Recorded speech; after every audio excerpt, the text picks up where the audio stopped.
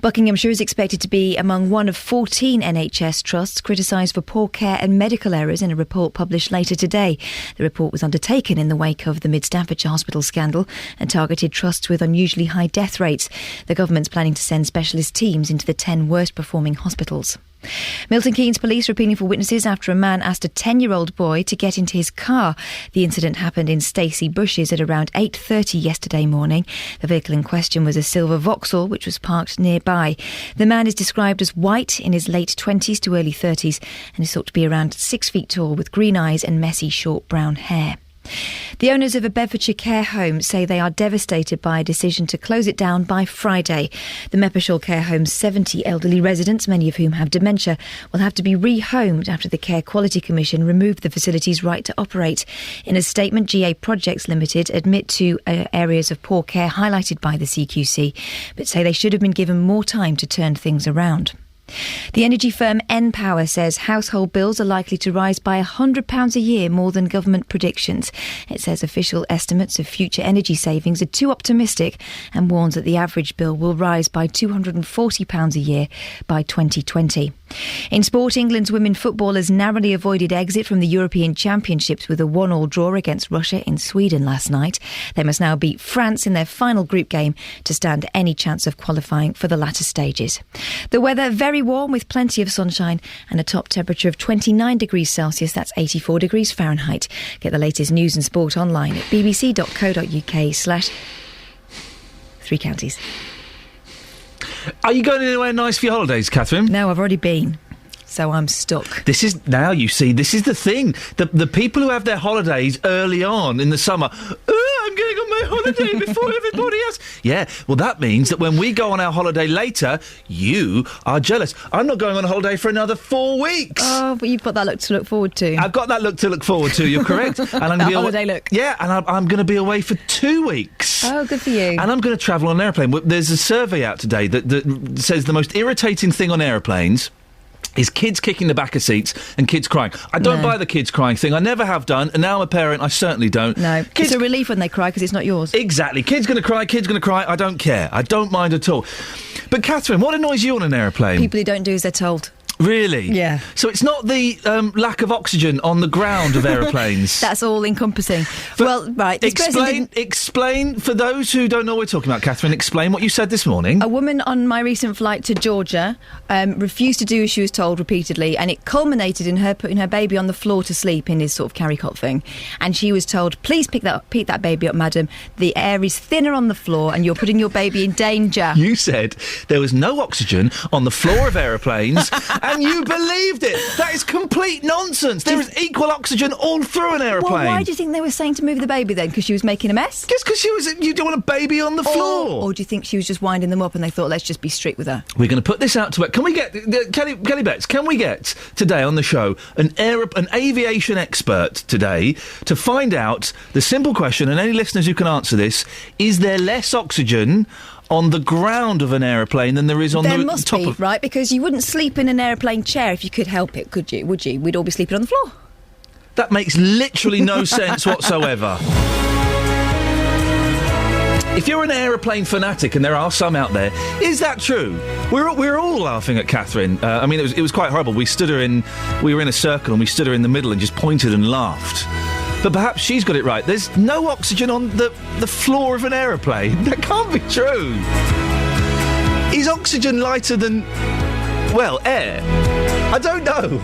We'll get an aviation expert on at some point this morning. 08459 455 555. Other, perhaps slightly more serious things to discuss this morning. We'll be speaking to the acting chief executive of Bedford Hospital to hear why they're reducing children's services, and we'll be sending patients elsewhere instead.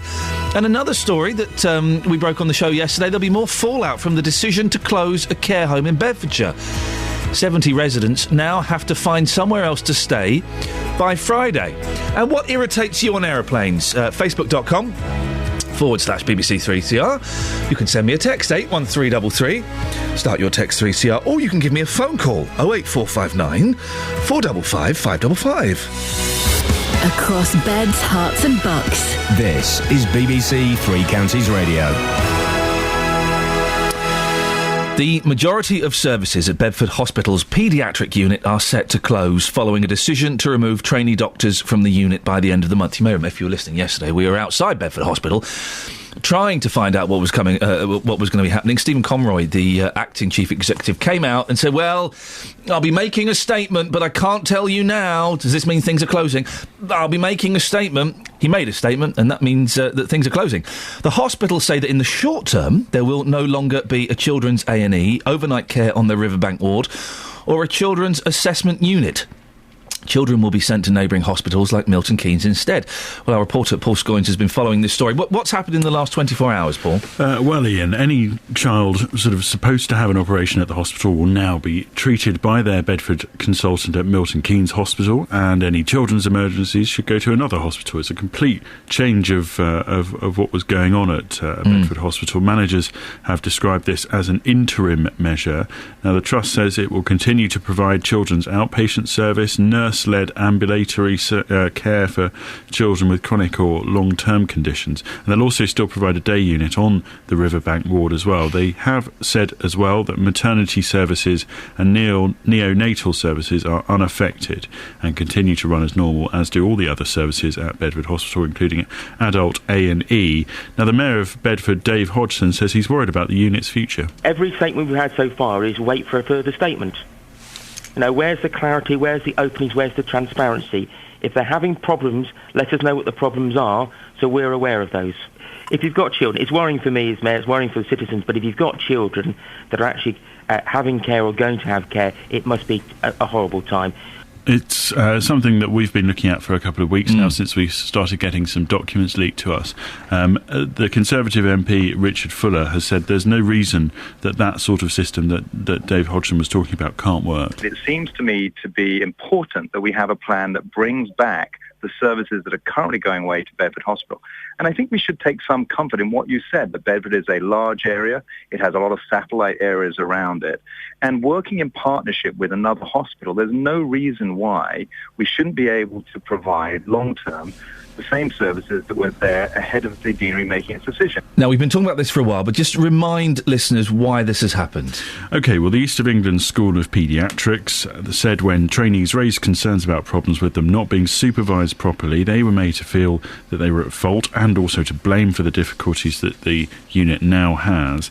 And therefore, many left. And they actually said yesterday to us that it was very difficult to recruit new staff. That's what the Chief Executive told you, Ian. They also recommended, the trainees that is, they recommended changes there as far back as 2004, and they said since then there'd been no, quote, sustained improvement. The letter from them also points to one incident when a recent consultant was asked to respond to a complicated child he was fitting, and it took 4 attempts to get a response from them on the bleep, on the pagers. And the School of Paediatrics said this isn't acceptable, and it decided for the, I suppose, reputation of its trainee doctors to remove them from the unit at the end of this month. What have the hospital said about that? Well, they said that all staff, regardless of their role, should have confidence in raising concerns about potential risk to patient safety, and they will be supported in doing so. However, the Trust has asked for an independent expert to investigate this incident in which a child died, and they're also in contact with the family concerned, and they said the fitting child is separate from the child that died, isn't it? Just to clarify that. Yeah, no, the child that died was a complicated issue, and it involved a number of hospitals as well, I should add. So they can't disclose any more information about that at the moment. The Trust has investigated 2 other incidents raised by junior doctors through its internal processes as well. Now, the Chief Executive at the hospital yesterday told you, when pushed, that one consultant had failed to respond to that urgent call-out, and despite no harm coming to the patient, it raised concerns about patient safety. It's a level of unacceptable risk that we can't stand. We have since... So the patient was at risk? The patient could have been at risk. The consultant did respond later, but they didn't respond within the required time. Why did they not respond within the required time? That's something we're going to investigate. We've had to take immediate action with that consultant. I can't say more than that because it's now HR investigation. Will they be suspended? They have been excluded. So a senior consultant has been suspended because they failed to answer a call? That's right. but they've obviously we have to go through a process, suspensions and neutralise.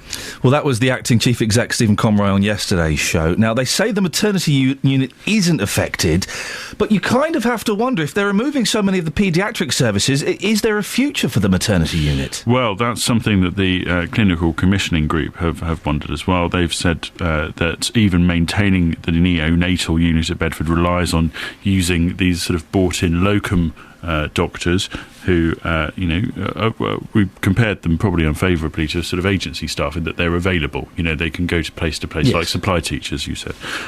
Now, they've not sort of been particularly confident about how long that process can continue, to fund those locum doctors, and because of that, the Bedfordshire Clinical Commissioning Group is developing an incident plan should that service fail and maternity services have to move from another site. And you put this to Stephen Conroy yesterday at the hospital, and here's a reminder of what he said. I'm saying we can't run the service the way we're running it now, with 7 fewer doctors, with the number of doctors leaving. We have to make some changes from the end of July. MP Richard Fuller says that unit must stay open. It must stay open. I am not responsible for the long-term future of services. Commissioners commission services. My job is to provide safe services. I'm going to ask you one more time. The implication I've picked up from this, and I'm sure that many of the listeners will pick up, you are going to close that paediatric unit at the end of July. Is that correct? We're going to make change. There'll be fewer services on this site from the end of July, and I'll come back and explain those fully tomorrow if you want. Well, you had him promised to speak to you tomorrow. That's today, and he's booked to come on this programme after 8 o'clock. OK, well, let's see what happens. What effect is this going to have on Milton Keynes Hospital? Well, it's, as we saw from that letter, it's already felt that some of the units are at breaking point there already, and the Care Quality Commission inspected 2 wards there in August last year and found issues in some areas of care standards, including staffing levels and also meeting patients' individual needs. At that time, they said that they were sorry that the inspectors' findings didn't meet the high standards and that our patients deserve, and that they have since put in place an action plan, another one of those, to make sure improvements are made when necessary. But it does raise the question, I suppose, can Milton Keynes cope with more people who would have gone to Bedford? And speaking of the CQC, I was told yesterday the CQC had been back in to Bedford last week as a prompting of this whole story. So really interesting times, and we will wait with interest to see what Mr Conroy says after 8. After 8 o'clock, Paul Scoins, thank you very much. 08459 455 555. Good day, sunshine. Good day, sunshine. Good day, sunshine. I need to laugh, and when the sun is out, I've got something I can laugh about. I feel good in a special way. I'm in love and it's a sunny day. Good day, sunshine. Good day, sunshine. Good day, sunshine. We take a walk, the sun is shining down, burns my feet as they touch the ground.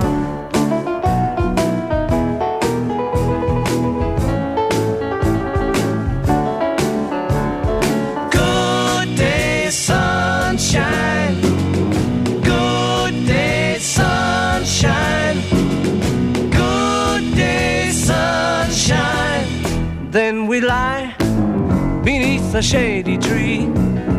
I love her and she's loving me. She feels good, she knows she's looking fine. I'm so proud to know that she is mine. Good day, sunshine. Good day, sunshine. Good day, sunshine. Good day, sunshine. Good day, sunshine. Good. I love this song. Oh, I'm going to listen to Revolver today. Good day, sunshine. Yes, it's a Revolver day.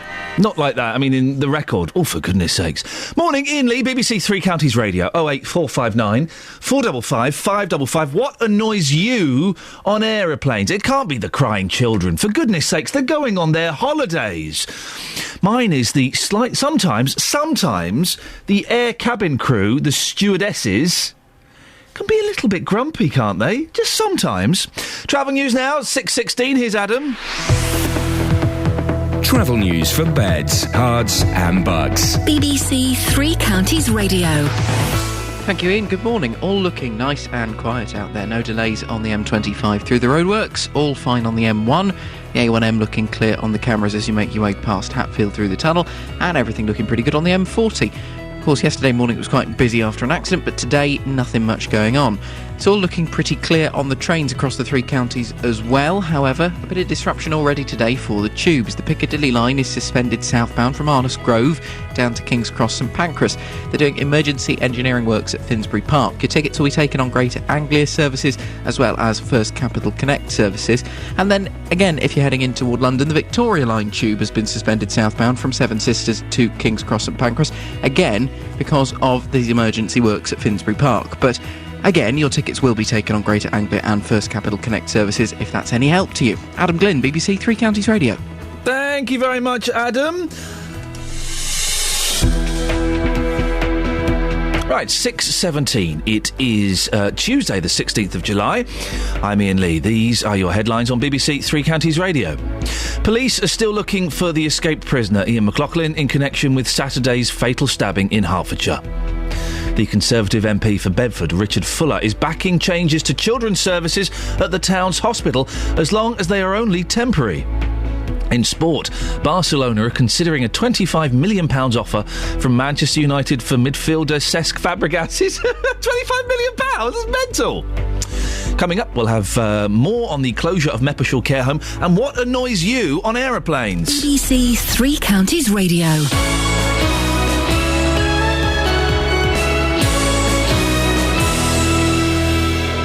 Very, very quickly, you may have heard at the top of the show, Catherine Boyle, the esteemed newsreader here at BBC Three Counties Radio. One of the many newsreaders. I would say she's definitely in the top 5 newsreaders, definitely top 10. I think we can all agree on that. Newsreaders here at BBC Three Counties Radio. She came up with some complete nonsense that there is no oxygen on the floor of an aeroplane. That can't be true. Well, Justin Dealey joins me now. Morning, Justin. Yes, hello, Ian. I'm live at Luton Airport. We're going to try and get an answer on this straight away for you. With me now is Peter Thompson. Peter, you worked at British Aerospace for 31 years. Is it true there's no oxygen on the floor of an aeroplane, or is that absolute nonsense? I'd say it's absolute nonsense. I'm not a systems engineer, but I can see no logical reason for it. If the cabin pressurisation is doing its system is doing its job properly, that should certainly not be the case.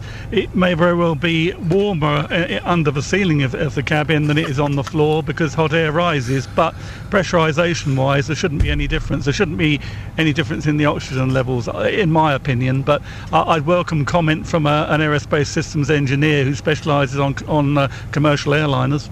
There you go, Ian. Job done. It's absolute nonsense. And Peter wearing a lovely check shirt like you this morning. Well, Justin, if you do come across an aerospace industrial engineer, then please ask him that question. But thank your guests very much, Justin. We have shamed Catherine Boyle, and I'm expecting, after 6:30, a full on-air apology from her. Oh, absolutely. Justin, thank you very much. You see, we could only do that because of the unique way that Justin Dealey is funded. 08459 455 555. Yeah.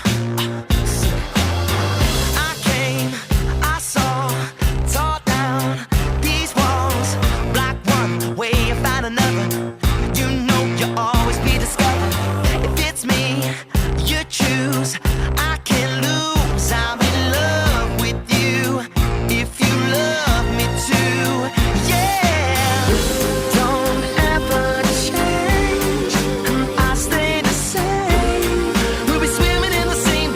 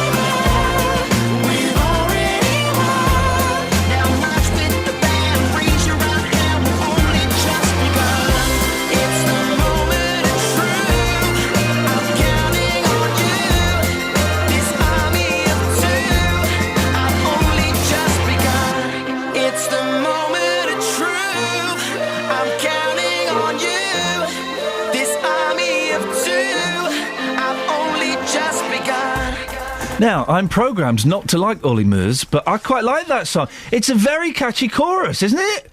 You can imagine him being in like a love army and marching and saluting love.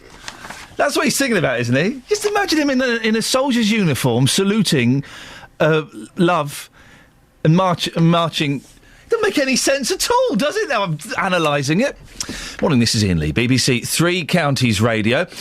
Now, this is something we talked about yesterday and we spoke about last week as well. This week, the families of residents at Bedfordshire's Meppershall Care Home are in the process of trying to find their loved ones new places to live. It follows the decision by the Care Quality Commission to close the home because of poor standards of care, a story that we broke on the show yesterday. Well, yesterday our reporter Barry Caffrey met up with Beryl Telford outside the care home. Beryl was waiting for an ambulance to come along to transfer her husband, a resident who has Alzheimer's, to a new care home. I've just walked out and there were 2 ambulances there. About 6 ambulance staff, because they're obviously trying to handle people that have got severe problems. The occupational therapists are speaking to everybody, explaining what will happen, perhaps things they've uncovered in the chats with them over the last 3 days of ongoing treatment that they may need, that they may not have been getting at Meppershall. It's just a minefield of people doing what they can to try to make the move go as smoothly as possible. But I think that in itself is impossible. How does this morning inside Meppershall Care Home compare with any other Monday morning in terms of who's there and what's going on and what sort of action is taking place? It's very, very different because normally when you go in, the relatives are just there to visit. The residents are all sitting in the lounge, in their chairs, either fast asleep or just sitting staring into space. The carers are there, seeing to any needs. People are bringing them drinks, but this morning, wow, you can hardly move because there's people all over the place, and that must be very disruptive to the carers that are there this morning. But it has to be done, I do understand. Social workers have to be there, occupational therapists have to be there. Now we've got the ambulance people in and out. And that's just how it is. Very sadly.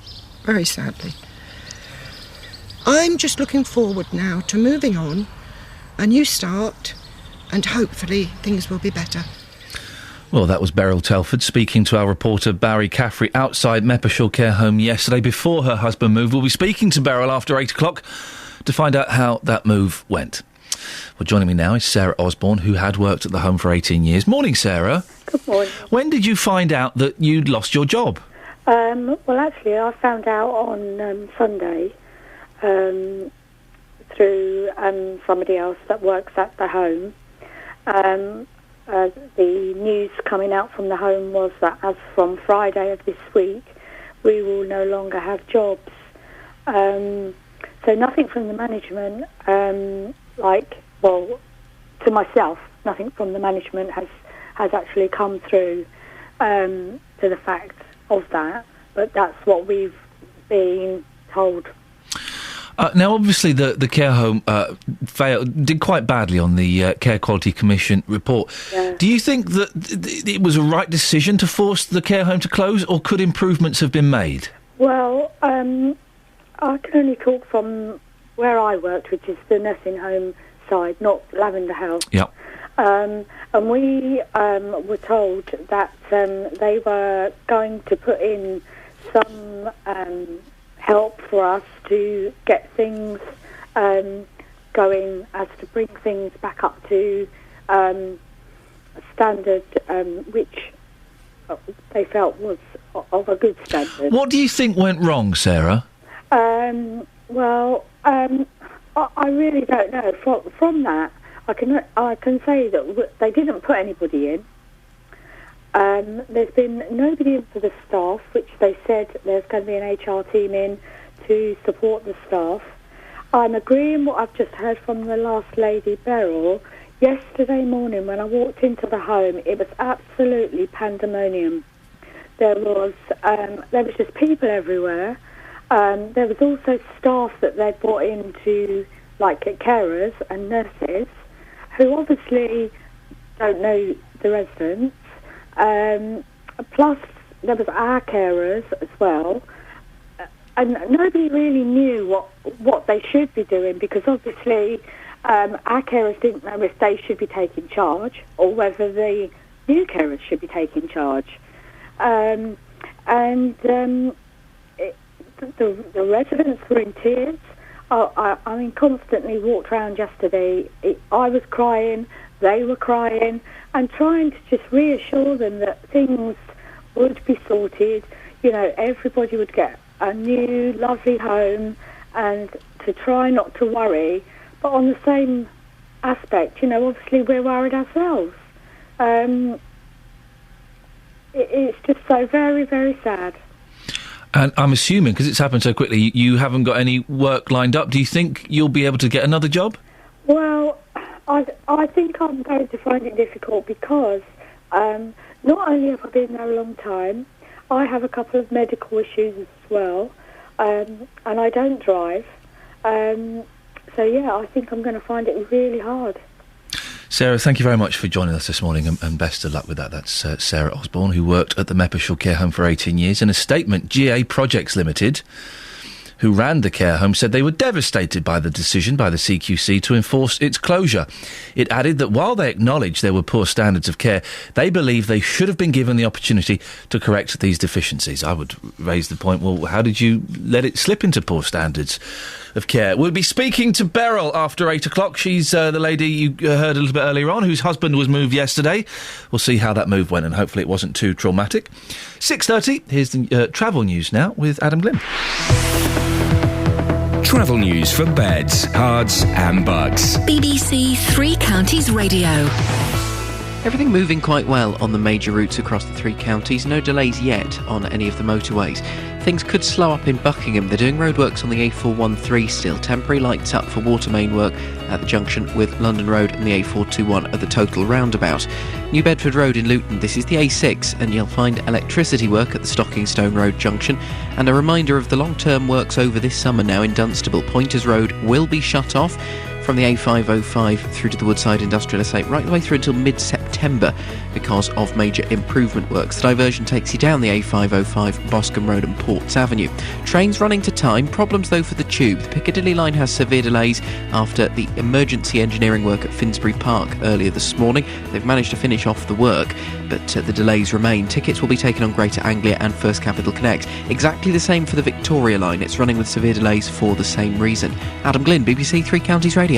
Adam, thank you very much. Let's get the latest news, sport and apologies from Catherine Boyle. Across beds, hearts and bugs. This is BBC Three Counties Radio.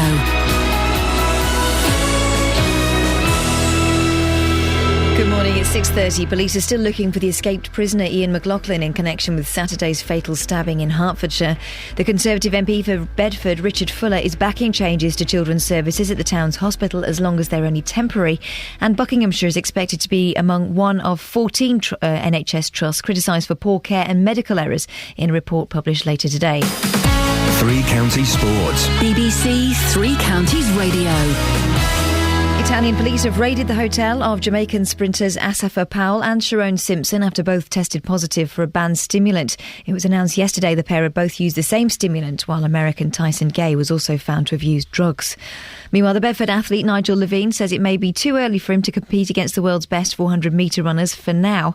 Levine qualified for the World Championships in Moscow next month after achieving a qualifying time at the British Championships on Sunday. He won the race but says he needs to be realistic about his international form. I'm going to be very realistic to myself and not be negative, but it's not going to happen this year. I'm not on that level yet, but hopefully I can give the number one guys a very good race.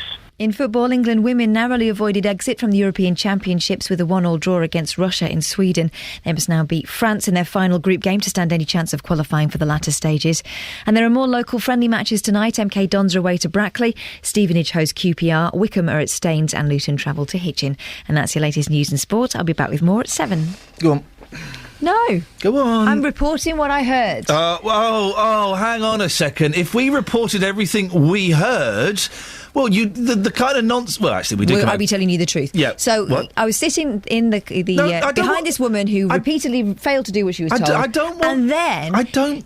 The air host, steward bloke, told her that if she didn't take the baby off the floor, it was very dangerous for the baby because he said the air was thinner. No. Can I just refer you to a document I found online? So you really are clutching at straws. Go on, then. This is from Virgin. I wasn't travelling with Virgin, but Virgin say it too. For your baby's safety, we don't allow them to be placed on the cabin floor. Well, that's so that people don't trip over them. Well, now, is it though? You're making assumptions there. It is. Now, what you said to Paul Scoins, and I've got another 2.5 hours, baby. I can follow this all the way through to 9 o'clock. You said in the office that on the floor of aeroplanes there is no oxygen. They said the air was thinner. That's what they said. You said. Apologise. I never said it. Oh, you did. Why would I say it? Because you're a I have muppet. no interest in aviation. Apologise. Are you going? Are you walking out? No. Good. Apologise. What for? Oh. Across beds, hearts and bucks. This is Iain Lee. BBC Three Counties Radio. Not happy. If we reported everything we heard... Well, the drivel that would come out of our mouths. OK, occasionally we do that at the BBC. All right, there have been 1 or 2 incidences in the last few months when that's happened. But generally... the reason we're talking about aeroplanes is because there's a survey out. It says the most irritating thing on an aeroplane during a flight is kids kicking the back seat. Anyone kicking the back seat is irritating. Kids, I can kind of think, I can tolerate it a bit. Anybody doing it. Kids crying comes in at second. I don't buy that. I've never bought that, even before I had kids. Kids crying. Am I the only person that thinks, oh dear, that's a shame. They're having a horrible flight? Am I the only person that thinks that? What annoys me, rude cabin crew, and when the person in the front has got their seat down while I'm trying to have my lunch on an aeroplane. When I go on an aeroplane, I'm a vegetarian, OK? If I go with BA or some of the other things, what vegetarian meal do I book? They don't just have... When you pre-book the meal, they don't just have vegetarian. They have vegetarian Hindi, vegetarian... kosher, vegan, lactose intolerant. They don't... 08459 455 555. I feel I may be going off on lots of tangents. Justin Dealey. Yes, Ian. What irritates you? You were on holiday recently. Was there anything irritating on your flight? Lack of space. With these bad boy legs of mine, and you're quite tall as well. Just a lack of space. I don't really understand why people get annoyed about children, because children, if they're on flights, it's hard enough for the parents already, and just let children be children. I believe children are our future. Where do you say lack of room for your legs? Where do you put your ego? Do you put that in the hand luggage? Does that go in the hold? Where does that go, Justin? Where do you put yours? Because yours is slightly inflated. Yeah, that's great. Batting it straight back at me. I haven't got an answer. Yeah. So, you've been out and about asking people... It's feisty today, isn't it? You've been out and about asking people what irritates them on planes. What have they had to say? Absolutely. I'm live at Luton Airport. I've been speaking to some of the passengers, and this is what happens. Here's Ivan, off to Poland today. What annoys you about flying then, Ivan? It's people reclining their seats on just short-haul flights, such as 2 hours. Reclining them fully back right in front of you when there's just no need for it on a 2-hour flight. You see, I take your point. So have you ever stepped in and said, look, come on, for goodness sake, it's a short-haul flight, we haven't got a lot of space anyway, can you just please put that seat back up? Yes, I have, on a few occasions. Have you been abused? No. Sometimes I haven't done it? Sometimes just ignored. Have a safe flight today. OK, thank you. Thank you very much. It's, good point about short-haul flights. Madam, you're off to Spain today with the family, even hotter than the UK, I'm told. Yes, I am. Looking forward to it. Absolutely. So what annoys you about flying?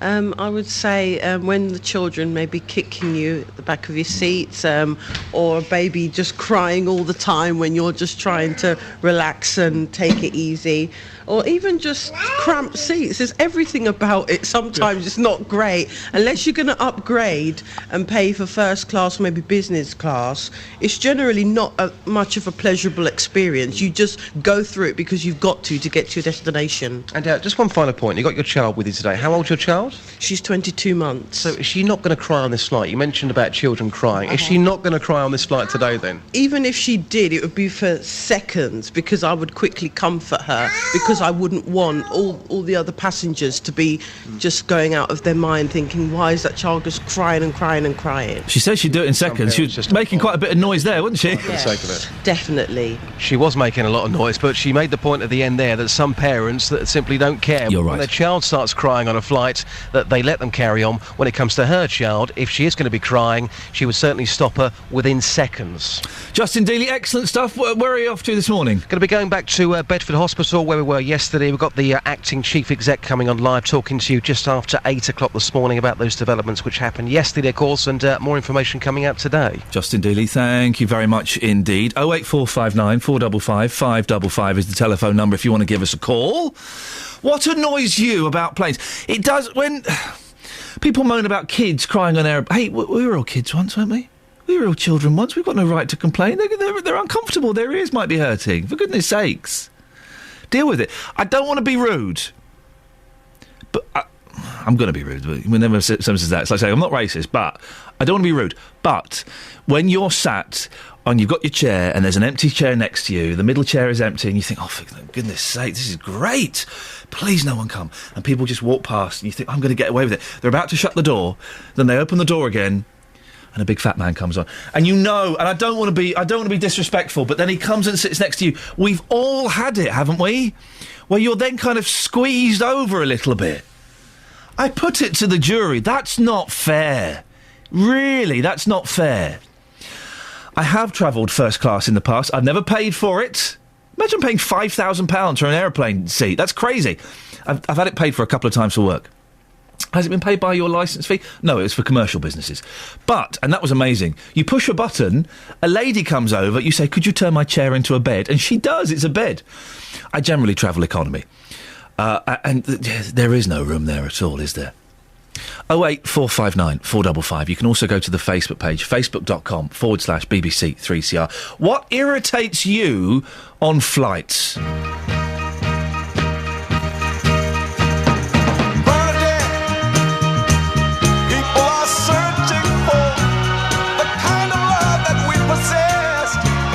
Some go on, searching their whole life through, and never find the love I found in you.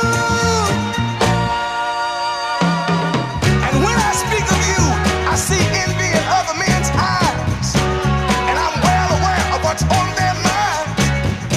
They pretend to be my friend when all the time they long to persuade you from my side. They deal the world and all their own. For just one moment, we have no Bernadette. They want you because of the pride that it gives.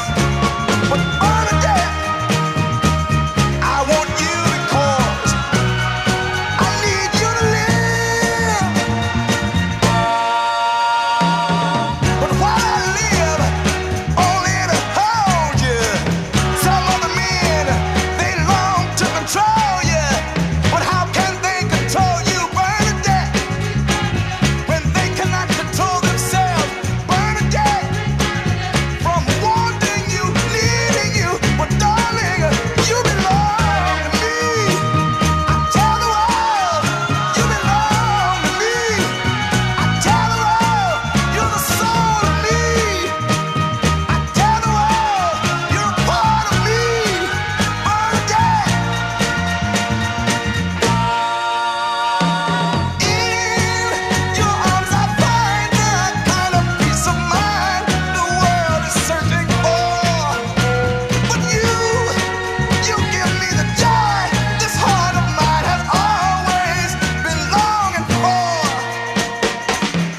In you I have what other men long for. All men need someone to worship and adore. That's why I treasure you and place you high above. For the only joy in life is to be loved. So whatever you do, Bernadette, keep on loving me. Bernadette, keep on needing me. Bernadette. Calm down, fellas. Oh, that was the chair, that was the chair, that was the chair! For goodness sakes! Morning, this is Iain Lee, BBC Three Counties Radio. They are obsessed with this Bernadette. Let her go, come on, she's obviously not that bothered. Shall we have a quick look at the front page of the newspapers? Yes, let's. The Daily Telegraph. It's the Duke and Duchess with their baby, with their brand new baby. Not really, it's lookalikes. They're good, those lookalikes, aren't they? I like them. I worked with a Prince William lookalike once. He was rubbish. He was rubbish. Abandon Trident at your peril, Britain told. Former defence ministers and forces chief demand a continuous nuclear deterrent. Why? Do we really need it? 2013? We could halve Trident, couldn't we? Anyway, it belongs... Isn't it in Scottish waters? When they get independent, they'll own it.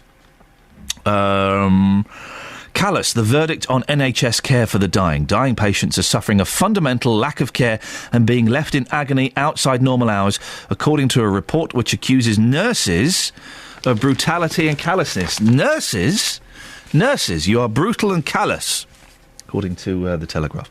The Independent, Tories prepare to get tougher still on single teenage mums. Call for benefit curbs in new right-wing agenda approved by PM.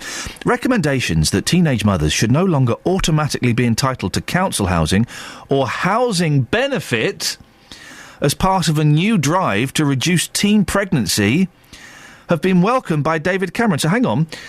Teenage mums, single mums, they're not going to get housing benefit, and that's going to reduce teen pregnancy? Are you sure?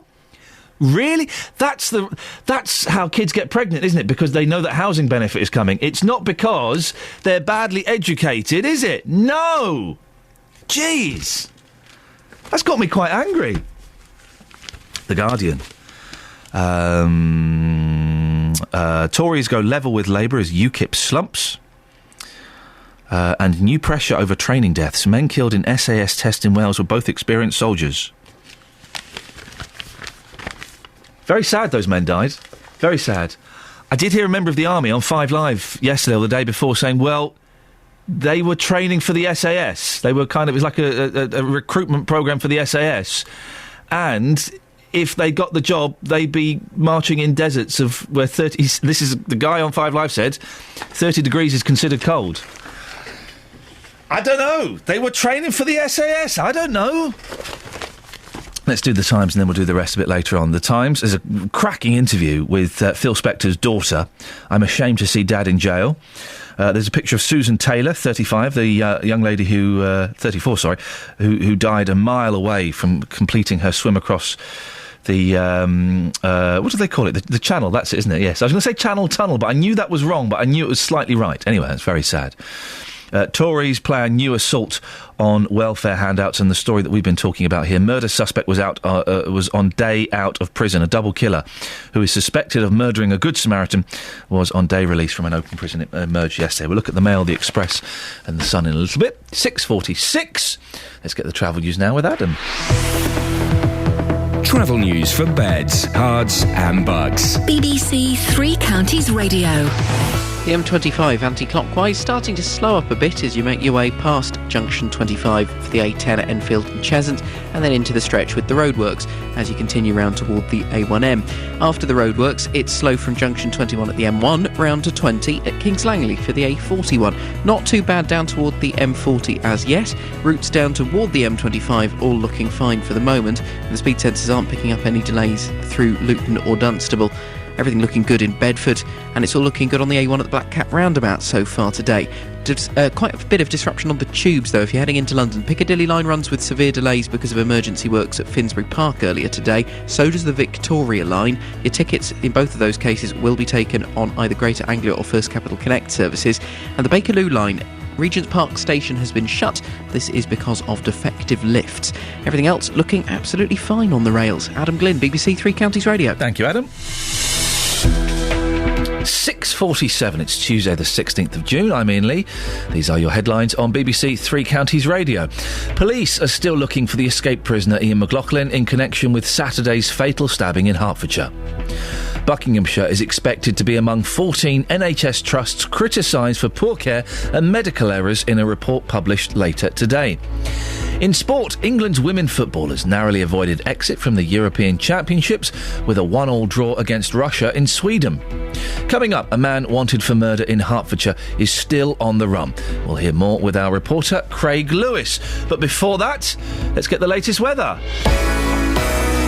Beds, Hearts and Bucks weather. BBC Three Counties Radio.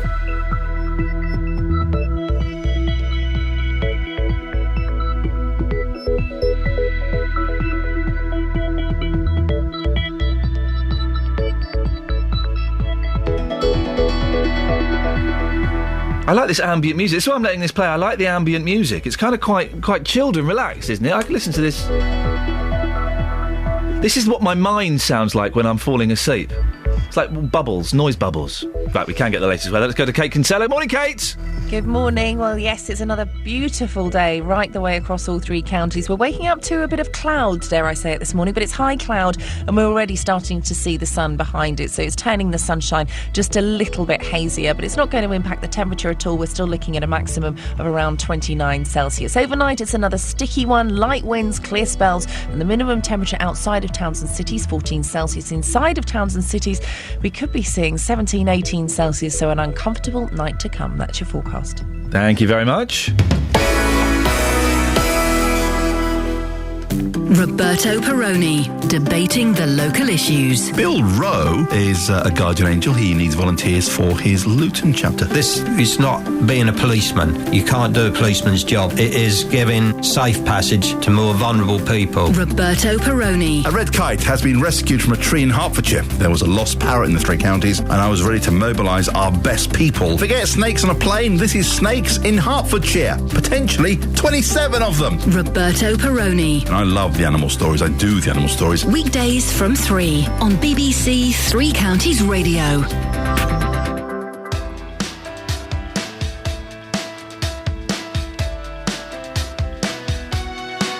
I've got some ways of forgetting now what you're finding out, what you're finding out.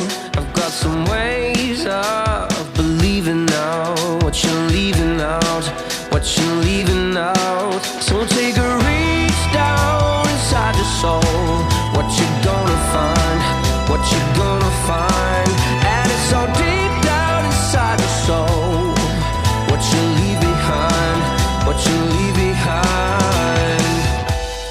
I can hear it calling. Can't you tell I'm on the edge of something? So I just keep running every time I lose my head. I'm on the edge of something, so I just keep falling every time I lose my head. Yeah.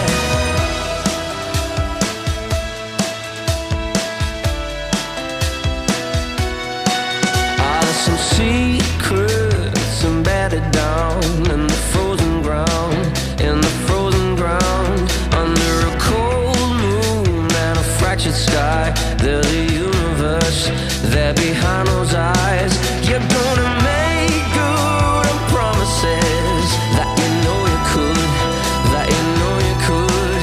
'Cause no one here worships idleness, though you wish they would, though you wish they would. I can hear it calling. Can't you tell I'm on the edge of something? So I just keep running every time I lose my head. I'm on the edge of something, so I just keep falling every time I lose my head.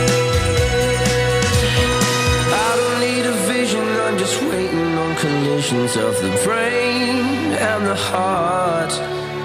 I'm patient for decisions and some stormy revelations I can claim from the start. I'm kicking up a storm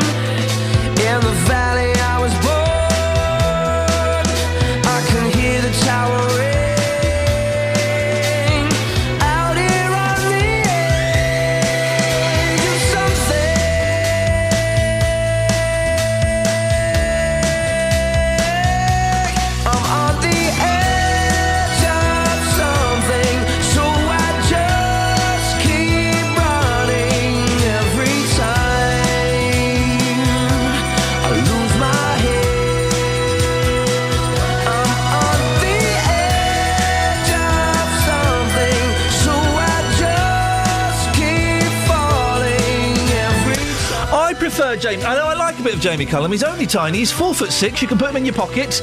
When you meet him, he tugs your trouser leg. Oh, mister! And you look down and he's there. But I prefer his his jazzy stuff. You know, when he's just like a little bit of jazzy. I'm doing the finger movements there of a jazz pianist. I don't like his moody pop star stuff. It leaves me a little cold. Anyway. 08459 455 555 is the phone number. Another the hospital subject here. We're doing a lot of this at the moment. A report on the NHS due to be published today is expected to describe poor care and medical errors at 14 NHS trusts, including the one that covers Buckinghamshire. It was commissioned by the government in the wake of the scandal at Mid Staffordshire and prompted by high death rates at the trusts concerned. Those that fall short could be placed in special measures by regulators who could potentially force out senior managers. Well, Tara Gungerful can tell us more. Tara, it appears we're talking about a lot of deaths that this report suggests were unnecessary. Yes, definitely. Across the 14 trusts, that figure has been put at 13,303 deaths. That were unnecessary? Yes. Wow. The medical director for the NHS in England, Professor Sir Bruce Keogh, has carried out the review, and it's thought to describe poor care, medical errors and management blunders that led to these deaths. Now, Sir Brian Jarman advised on the report, and he gives his view on the number of deaths that have been uncovered. The number of deaths in those 14 hospitals exceeded the number that would have taken place had they had the national death rate for age, sex, diagnosis and so on. So it's a number compared with what would have been expected by the national death rate. It's quite a stark sum, yes. A stark sum. I'm still reeling at that. 13,303 unnecessary deaths. Why have they focused on mortality rates? Well, they're essentially a way of keeping an eye on performance. Now, these trusts that are being looked at are all termed outliers, which means they have a higher than expected number of deaths. And the figure takes into account factors such as age of the local population. And it was the death rates at Stafford Hospital. Obviously, it's been so big in the news. It was those death rates that first triggered regulators to start investigating that case. But a high death rate isn't always a sign of poor care. Now, there can be valid reasons. For example, you know, the burden of a particular illness in an area can be higher than in other similar areas, and therefore the figures can be skewed. Now, the Buckinghamshire Healthcare NHS Trust, which covers Stoke Mandeville and Wickham hospitals, and I think this is a figure a lot of local people would like to know, that's listed as having 309 needless deaths. If they have high death rates, why weren't these hospitals already being looked at? Well, they were, and all 14 have been closely watched by regulators, although the signs are that problems are not as significant as they were at Stafford Hospital. Now, the trust which runs that hospital has been put into administration, and that is the ultimate sanction that's open to regulators. Now, none of the 14 that are on this list that's in the report that's going to be released today are at that stage, or even had restrictions put in place, such as the closure of units. Now, 2 trusts, Buckinghamshire and Basildon and Thurrock, currently have warning notices from the Care Quality Commission, and that means they've been told to make improvements. If they don't, they could face fines or restrictions on what they can do. In terms of what Bucks Healthcare NHS Trust is saying about this, it's not commenting until the report is published, but has said that we can talk to their chief executive later today. But back in February, they said in a statement that action plans have been put in place to understand its high, and what they describe it as, HSMR, which actually stands for Hospital Standardised Mortality Ratios, and it has seen an improvement year on year as a result. Report is out lunchtime. Won't be debated in Parliament till tomorrow, though. That's right, but there's already been quite a lot of politicking going on around this. The Conservatives say 1,500 warnings were ignored by the last Labour government, the then Health Secretary Andy Burnham. Labour say things have been getting worse under the coalition.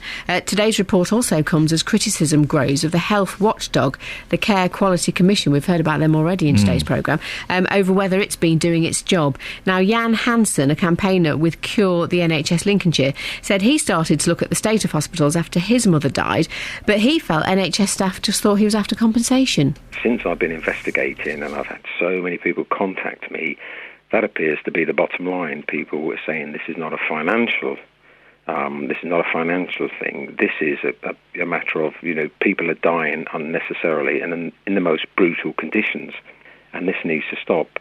You know, we're sort of 21st century in Great Britain. We're not in a third world country. So this just should not be happening. Well, it's incredible figures, isn't it? Across the 14 trusts, 13,303 unnecessary deaths.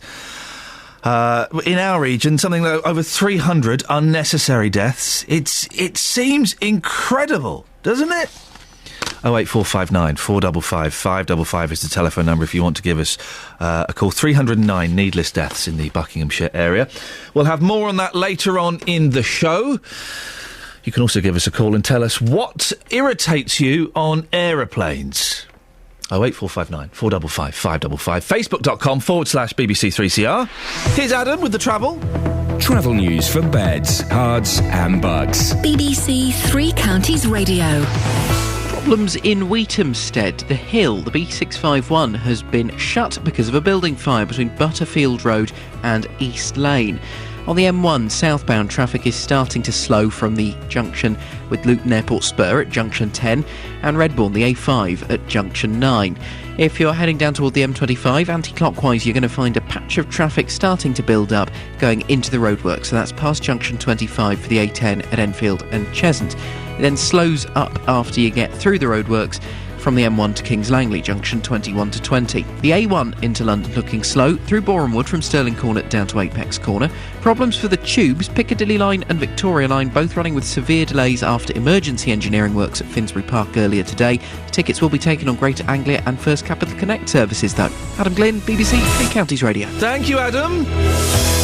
Well, it's coming up to 7 o'clock. In the next hour of the show, we'll have more on the closures of various services at Bedford Hospital and also the closure of the Meppershall Care Home. All of that and more after the news with Catherine Boyle. On FM, AM, online and digital radio. This is BBC Three Counties Radio.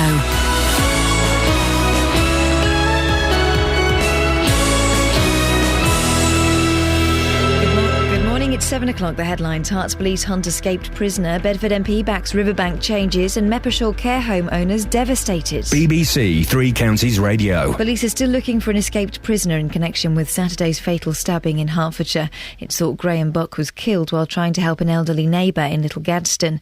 55-year-old Iain McLaughlin was on day release from Spring Hill Prison in Buckinghamshire, where he's 22 years into a 25-year sentence, as Detective Chief Inspector Martin Brunning from Hertfordshire Police explained. We've been working in conjunction with the Ministry of Justice around the circumstances of that. He has previous convictions for manslaughter and is currently serving for a murder.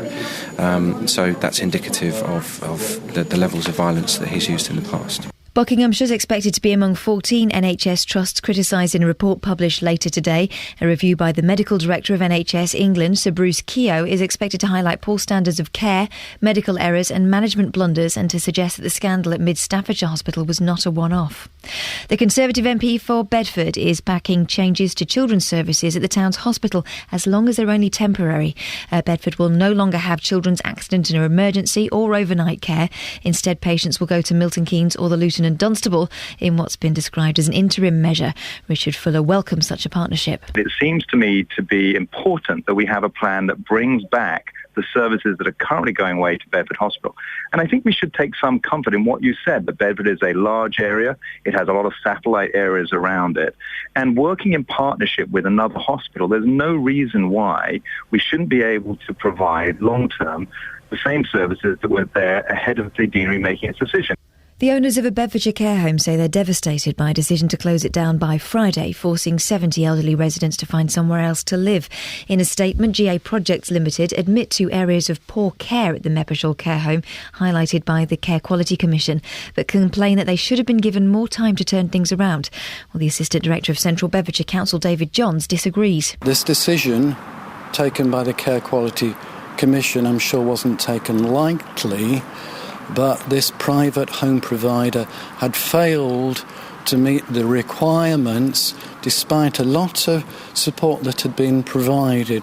As you heard in the travel news, we're getting reports of a fire at Wheatamstead. It's believed to be at the Swan pub. We've scrambled Paul Scoins and we'll bring you more as we get it. Obesity may be a factor in the development of the bone disease osteoporosis, according to new research. Scientists suggest that some people with larger waistlines have fatty bones that are weak and prone to fractures. In sport, Barcelona are considering a £25 million offer from Manchester United for midfielder Cesc Fabregas. The offer is thought to be below the Catalan club's valuation for the player, and his former club Arsenal have a first option to buy Fabregas back should he become available. The weather very warm with plenty of sunshine and a top temperature of 29 degrees Celsius. That's 84 Fahrenheit. Get the latest news and sport online at bbc.co.uk/3counties.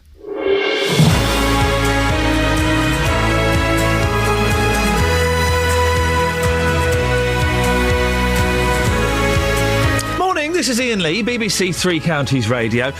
Wasn't it hot? It was too hot. I'm going to say it. It was too hot. You get all these naysayers. Oh, no, don't say it's too hot. No, don't say it was too hot. It was too hot. It was... yesterday, I had my two boys... Yes, I had my two boys in the garden. We had the paddling pool. We had the hose. I also had two of my nieces came round, 4 and 1, something like that.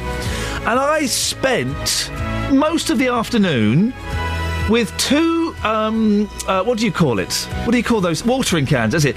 Watering can in each pocket and a hose down the back of my shorts. Thanks, kids. And thanks to Uncle Matthew, who was there, but was carrying his really expensive camera. So, oh no, don't spray Uncle Matthew with the hose, because I'm carrying a really expensive camera. Go and get Ian. Thanks, guys. Thanks a lot.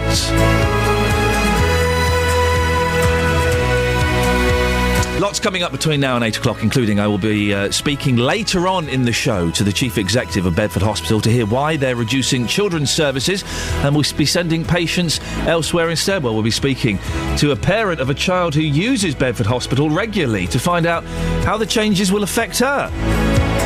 More fallout from the decision to close a care home in Bedfordshire. 70 residents now have to find somewhere else to stay. And as thousands prepare to take to the skies for the big summer getaway, being on a plane, it's not always a pleasant start to the holiday, is it? I don't like it, but mainly because I'm scared. My ears really hurt as well. But what winds you up about flying? Is it the kids crying? Is it the food? Is it the service? Facebook.com/BBC 3CR. You can send me a text 81333. Start your text 3CR. Or you can give me a call 08459 455 555. Across beds, hearts and bucks. This is BBC Three Counties Radio. Well, we did yesterday's show from just outside Bedford Hospital as we tried to find out exactly what was going to happen. We didn't. We got closer, though, and it was announced finally yesterday. We got closer, and I think we could... Well, we drew our own assumptions from what was not being said, and we were pretty spot on. I think a statement was released yesterday that the majority of services at Bedford Hospital's paediatric unit are set to close. That's following a decision to remove trainee doctors from the unit by the end of this month.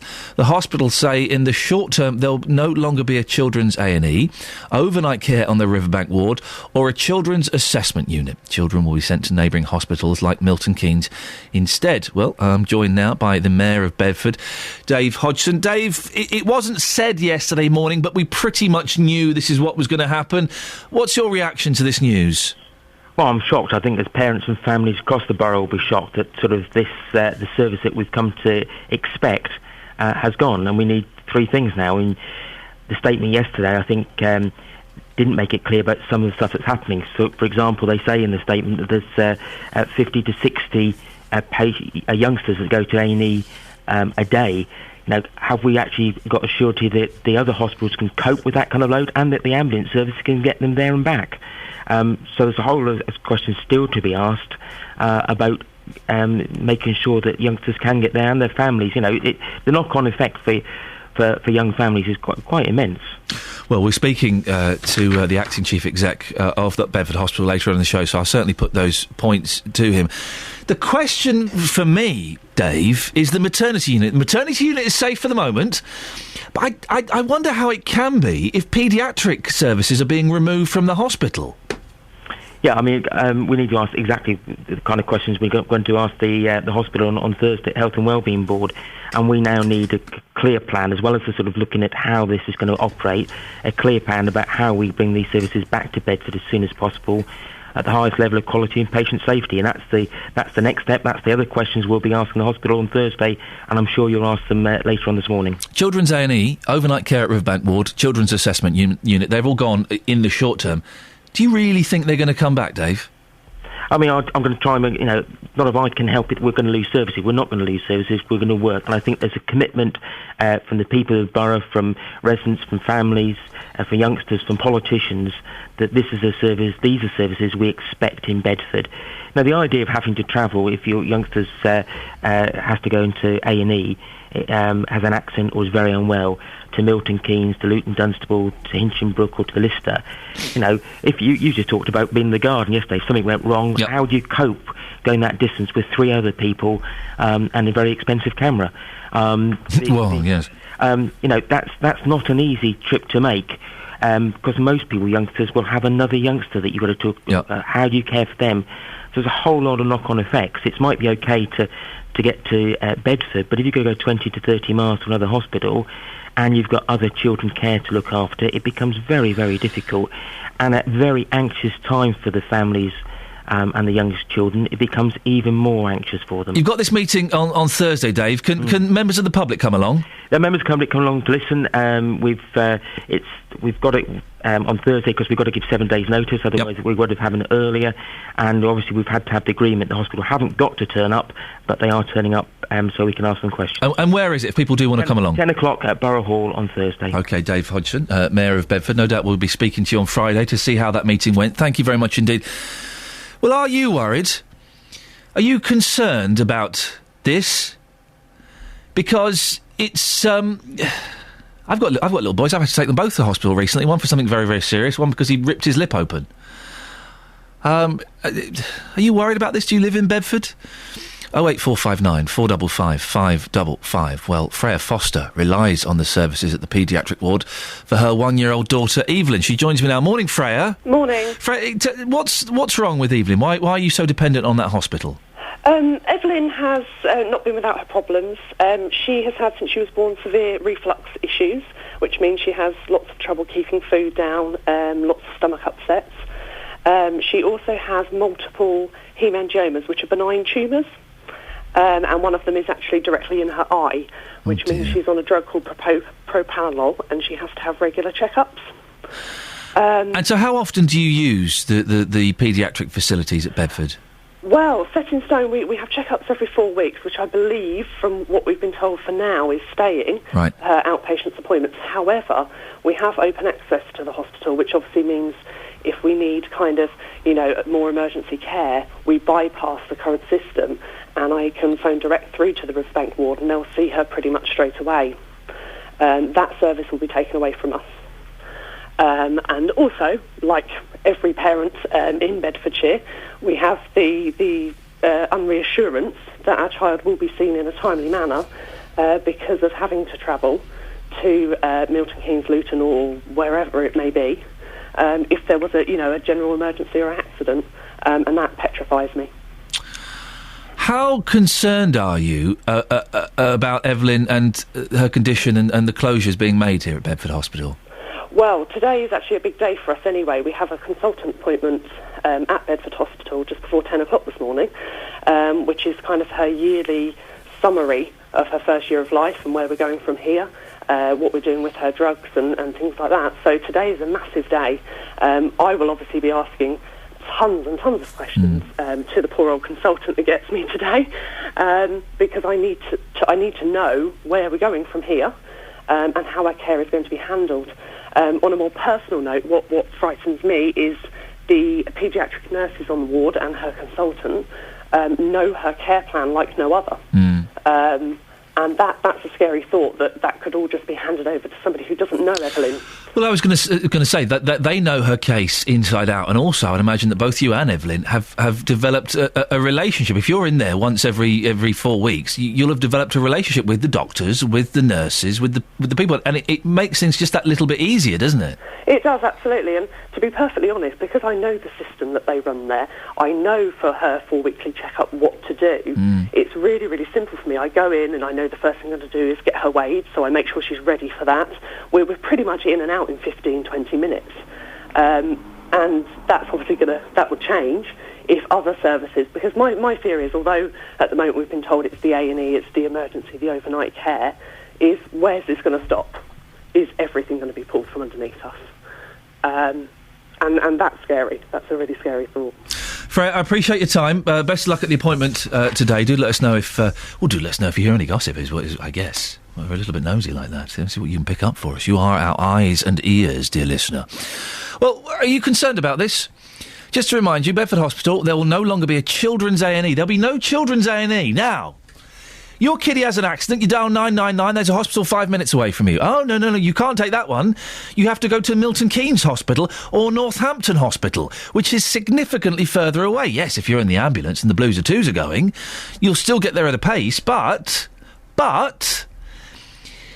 it's an A&E, accident and emergency. Do you really want to be travelling that extra distance? They take about 50 to 60 kids a day at Bedford A&E. Can the other hospitals cope with it? Overnight care on the Riverbank ward and the Children's Assessment Unit are all going to close for the short term. It's for the short term is what they're saying. You want my opinion? Again, this is my opinion. This ain't no fact. I don't think they'll be coming back. Bet when we speak to Stephen Conroy, the acting chief exec today, I bet he doesn't have... He'll say they'll open, but he won't have a date. Oh, no, I can't have a date. But we'll see. He'll be coming on just after 8 o'clock, so we will put that to him. If you're a concerned parent... and you've got any questions you want us to put to Stephen Conroy, the acting chief exec of Bedford Hospital, do give us a call, 08459 455 555, or you can text them in, 81333. Start your text 3CR, and we will pick the best ones, we'll ask as many of them as we can to him. So if you've got a question for the acting chief exec of Bedford Hospital... and if you listen to the interview yesterday, it'll be in the podcast. If you listen to the interview yesterday, he didn't say a lot, but he gave away so much by not saying anything. He'll be on just after 8 o'clock. Any questions for him? 08459 455 555, or you can send us a text, 81333. Start your text 3CR. It's also... We're trying to lighten things up a bit today. We've got a lot of heavy stories. Care homes closing, children's wards closing... Death rates in Buckinghamshire Healthcare Trust. So we're trying to lighten it slightly as well with your annoying bits and pieces, things that have happened to you on flights. Do give us a call, 08459 455 555. At 7:15, let's get the travel with Adam Glynn. Travel news for beds, cards and bugs. BBC Three Counties Radio. The Hill, this is the Beat 651 in Wheatamstead. It's been shut because of a building fire between Butterfield Road and East Lane. Traffic doesn't seem to be too bad avoiding that closure. If you're caught up in a queue, though, because of it, do give us a call, 08459 455 555. On the M1 southbound, it's slow from Luton Airport spur toward Redbourne. Busy on the M25 into the roadworks, coming anti-clockwise past junction 25. Then slow from the M1 round to Kings Langley, and starting to look busy on the way down to the M40 at junction 16 as well. The A1 into London through Boreham Wood, southbound there's a queue from Stirling Corner toward Mill Hill Circus. Piccadilly Line and Victoria Line tube still running with severe delays after problems earlier this morning at Finsbury Park. They had to do emergency engineering works there. Adam Glynn, BBC Three Counties Radio. Adam, thank you very much indeed. We'll have more on that fire in Wheathampstead in just a second from our reporter, Paul Scoynes. But before that, it's 7:16, Tuesday the 16th of July. I'm Iain Lee. These are your headlines. As we just mentioned, there is a fire on Wheathampstead High Street, which is closed this morning as fire crews tackle a substantial blaze at the Grade 2 listed Swan Pub. Paul Scoynes is there. We'll speak to him shortly. Police are still looking for an escaped prisoner in connection with Saturday's fatal stabbing in Little Gadsden. Police say Ian McLaughlin is an extremely dangerous man. In sport, Italian police have raided the hotel of Jamaican sprinters Asafa Powell and Sharon Simpson after both tested positive for a banned stimulant. Coming up, we'll have more on the closure of Meppershort Care Home. BBC Three Counties Radio.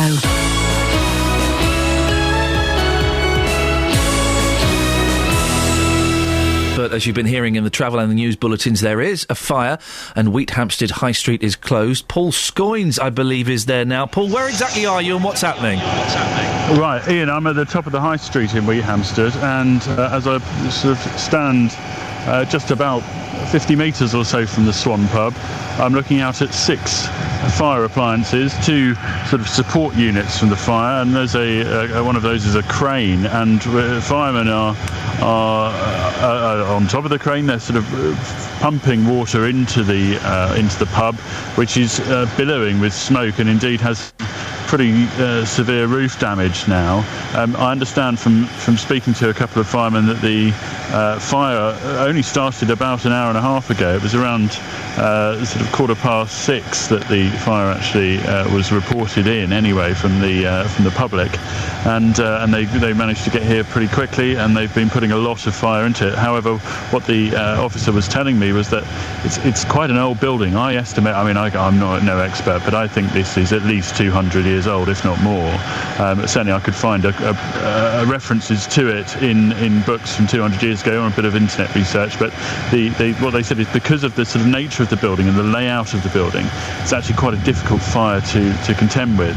So they're having to sort of weave through the building, and I saw just a moment ago 2 fire officers going into the building in breathing equipment, and it does seem to be certainly a fairly significant operation. Paul, what damage can you see to the building?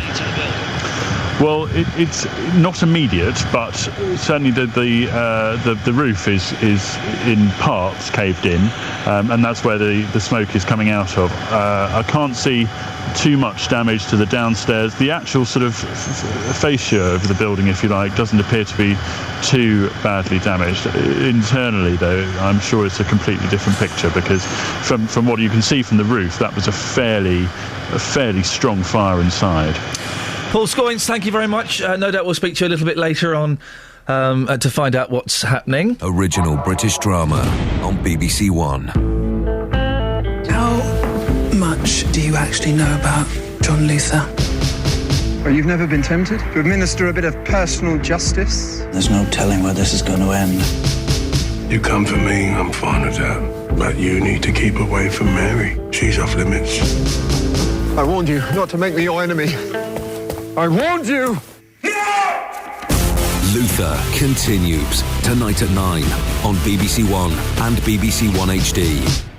Morning, this is Iain Lee, BBC Three Counties Radio, 08459 455 555. The owners of Meppershall Care Home say they are devastated by the decision to force its closure, and they say they should have been given the chance to correct deficiencies. The facility's right to operate was removed on Sunday afternoon in the wake of a damning report by the Care Quality Commission. This week, the families of 70 elderly residents are in the process of moving their loved ones into new homes. Well, yesterday, our reporter Barry Caffrey met up with Beryl Telford outside the care home. Beryl's husband Archie suffers from Alzheimer's and had been resident at the home. She was waiting on an ambulance to transfer him to a new care home. It's very, very different, because normally when you go in, the relatives are just there to visit. The residents are all sitting in the lounge, in their chairs, either fast asleep or just sitting staring into space. The carers are there, seeing to any needs. People are bringing them drinks, but this morning, wow, you can hardly move because there's people all over the place, and that must be very disruptive to the carers that are there this morning. But it has to be done, I do understand. Social workers have to be there, occupational therapists have to be there. Now we've got the ambulance people in and out. And that's just how it is. Very sadly, very sadly. I'm just looking forward now to moving on, a new start, and hopefully things will be better.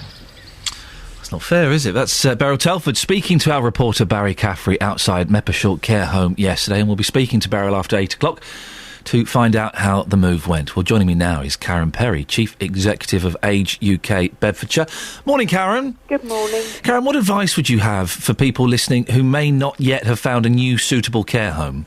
Well, I think, first of all, you know, it's fair to say that Beryl sounded very distressed, and I think everybody's hearts would go out to both the clients in the homes and to their families and friends who have obviously now got this issue where people have got to be moved out of the care home. It's a terrible situation, and we can all feel for them. And certainly, you know, as an organisation that deals with older people, we have lots of sympathy for the issues that are now going on. But as you say, people are in this situation now. The care home has been deemed to close, and for probably what the CQC and the local authority feel are very good reasons. the people have to be moved. We provide information and advice to a whole range of people on a whole range of issues, and we do have some sort of fact sheets and some booklets about care homes and about choosing accommodation and finding accommodation and all that comes with that, because obviously in this instance it should be a straightforward move about sort of care home to care home, and I use straightforward in a loose term, obviously, because this isn't straightforward. These people won't have a choice, will they? They'll just be slotted in wherever they can fit, surely. Well, presumably at the moment it's going to be rather difficult, but you can, there are ways and means of changing care homes. I mean, at this stage it's a very urgent need, so I would assume that what the local authority will be doing, and I believe the local authority have met with relatives and people from the care home to try and sort of, get the moves done as quickly as possible and with as least disruption as possible. But I would assume what will happen at the moment is that people will be asked to move to certain care homes that have spaces. And care homes are, sometimes they are very, very full, and care homes that, anecdotally, we understand that care homes for people who are suffering with dementia, the waiting lists are longer and places are a little more difficult to come by. When we put when we made the decision to move my mum into a care home, we had to wait for ages, and we were so lucky that a space came up in the home that we wanted. Yes. But we were waiting. To be blunt, Karen, we were waiting for someone to die for her to take the place. 70 spaces sounds a heck of a lot. Are they going to find that many spaces? Well, they will. I mean, these people have to have somewhere to live. If you think about it, Meppershall Care Home was the home for these people. That's where they lived. That was their home. So, it's everybody's human right to have a home and to have safety and security, and obviously it was deemed that the care home that's being closed wasn't fit for use, wasn't fit for purpose, by the CQC, and that's a decision that has been made, and nobody can undo that at this moment in time. What happens now is left to the CQC, the private owners, and the local authority. But people have a right. Of course they do. But if the beds and the rooms aren't there, where will they go? Are they going to go back to their families? Well, they'll have, obviously there'll be discussions around, what care. And it may be that, in this instance, that people won't get exactly what they want straight away. But I'm sure that there will be some help and advice, and certainly we can help and advise people on, the process that they can take, and sort of checking, it may be temporary accommodation for a little while, that's what might happen. Temporary accommodation, so that can mean another move. We spoke to Delisha, one of the workers at the Meppershall Care Home, and she told me that she's worried that this move could kill some of the residents. Yeah. Well, I mean, we know that this does happen on occasions, that people, of an older age who are settled don't like moving. And, we are unfortunately in a situation where, the decision to close the home has been made, and it was obviously deemed not fit for purpose. So I think, if you say the writing was on the wall, and the local authority, the CQC, aren't doing this to upset the residents and to... No, we appreciate that. It is about safeguarding. It is about, having somewhere that people can live, that they are comfortable and happy in. And yes, the residents are now being forced to move out of somewhere they called home. Karen, listen, we have to end it there. Thank you very much. That's Karen Perry, Chief Executive of Age UK Bedfordshire. It does concern me. I mean, listen, of course, it closed down. It had to be closed down. It wasn't done for a laugh. But it does concern me. Finding 70 rooms, 70 beds. Some of those people, is it 14, I think, have got dementia. It's so hard. When we looked in North London, because I was living there at the time, for a care home of my own. We also looked in Bucks, which lives in Bucks now. But the care home said, well, I'm glad you like it. We'll put your name on the list. Now, how long does that list last, and where are we on that list? Well, because of your mum's care needs, she will go quite high up on the list, but not to the front. And we might have a room next week, or it could be 3 years. Excuse me? You're waiting for either someone to move, doesn't happen very often, or for someone to die. Happens a little bit more often. And we were really lucky. We found there was one care home we loved. Got Mum on that waiting list immediately, and I think it took 6 months. And we got a phone call saying, a room has just come up, you'd need to move in 7 days. And that 7th day was the 27th December. Boy, was that a fun Christmas. Wow, was that a fun Christmas. But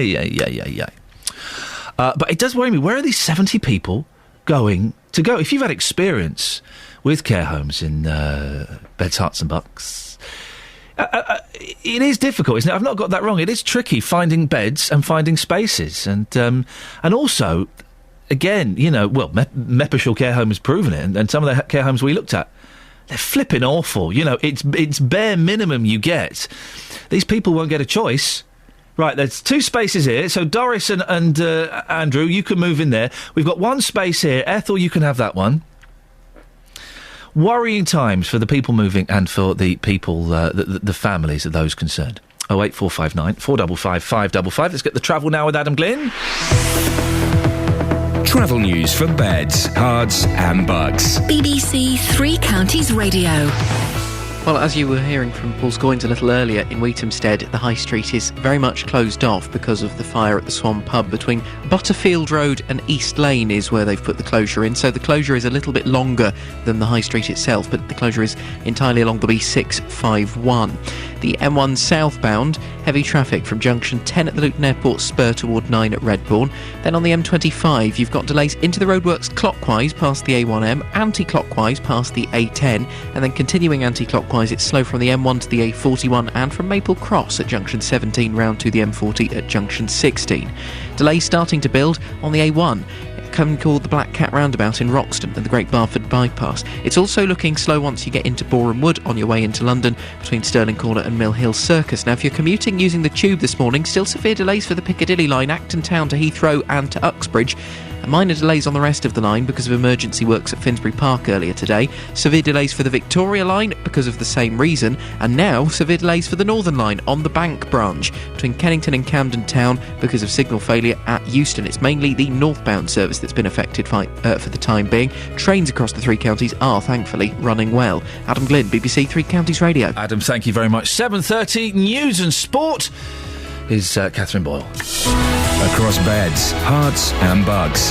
This is BBC Three Counties Radio.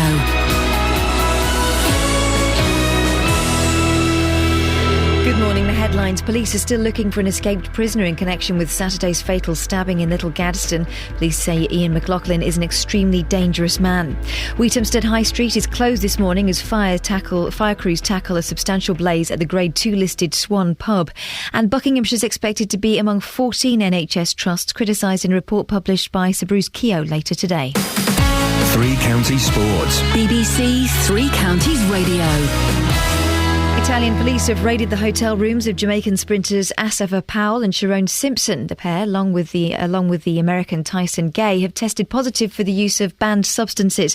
The 1996 Olympic champion Donovan Bailey says athletes can succeed without resorting to cheating. I've proven you can run under 9.9 clean. Never ever one day took drugs. So I know that I've proven in my career that you can train hard, eat right, surround yourself with the right people, and break world records.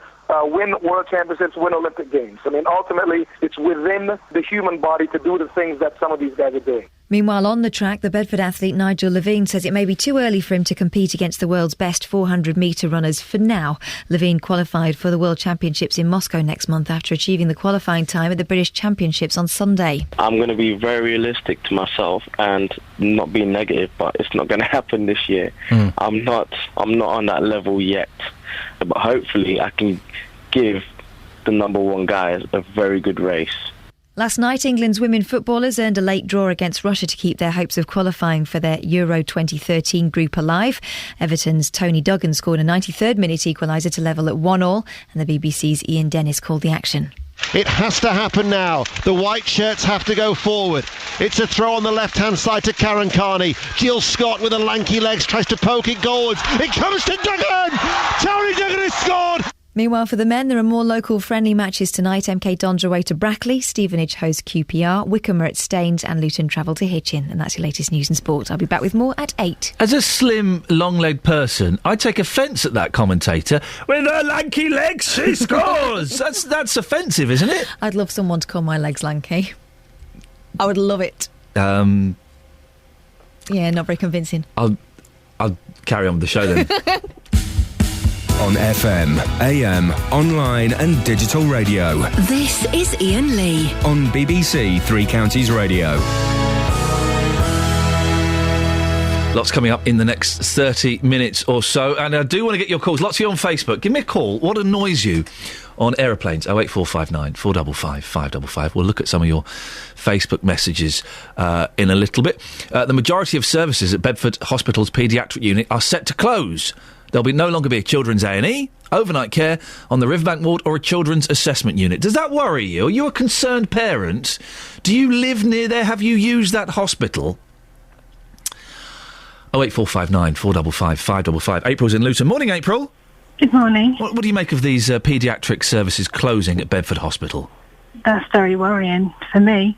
I've used those services when my son was younger. I've used the paediatric service, I've used the assessment ward, I've used the A&E, and there's no way I'm going to go to Milton Keynes. Why would you not go to Milton Keynes? Just recently, in the last 2 or 3 years, there's been quite a few high-profile cases of them actually missing. Well, then where would you go then, April? What would you do? I'll drive my son to Cambridge. How much longer would that take? Statistically, actually, from where I live, the distance between my house and Milton Keynes and my house and Cambridge is a couple of miles. Right. But I'd rather go to Cambridge. You'd rather go there. There are concerns as to whether... I mean, Milton Keynes and Northampton are potentially two of the hospitals that would get the overflow. There's a question as to whether they could cope with the extra work. I would suggest Milton Keynes could not, considering they've been under so much scrutiny recently with regards to their childcare services. April, listen, thank you very much indeed. 08459 455 555 is the phone number. Lots of kind of heavy news about things closing today. Meppershall Care Home is closing. The residents have got to find a new place to live by Friday. Bob's from Henlow. Morning, Bob. Good morning, Iain. Bob, you don't think the home should close? No, I don't. I was thinking that, if a business goes down because the management are bad, they put receivers in. So why can't they keep it open and get a new management team in and raise the standard of service there until it's ready to hand back? Why close it? Because, having tried to find beds for our old folk, it's very, very hard for people. It will be interesting, Bob, to find out exactly why the CQC said it should close. I would imagine for them to say that, it would have had to have been pretty poor there. Yeah, but it's only that can only be the fault of the management. So keep the staff, but get rid of the management and put managers who know how to run a home in and get it back on its feet. The thing is, these homes, they're run as businesses.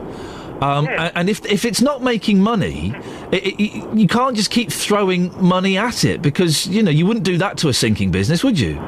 But it's only like a receivership where the receivers do exactly that, and they have the powers to do it. So why can't it fall into that sort of category? We've had Ken's been in touch, and Ken probably is speaking sense here. Probably cheaper to move 70 people than get a new manager in. Ken's on the line. Ken, hello, Ken. Hello, mate. Ken, you're agreeing with Bob. I think I just made your point for you. Go on. I am, mate. The NHS is safe in the Tories' hands. He tells us every Wednesday. Yeah. And it's easier to move 70 people than to get a new team in. They closed a home down. It's all boarded up now. Yeah. For autistic children, and they were being abused.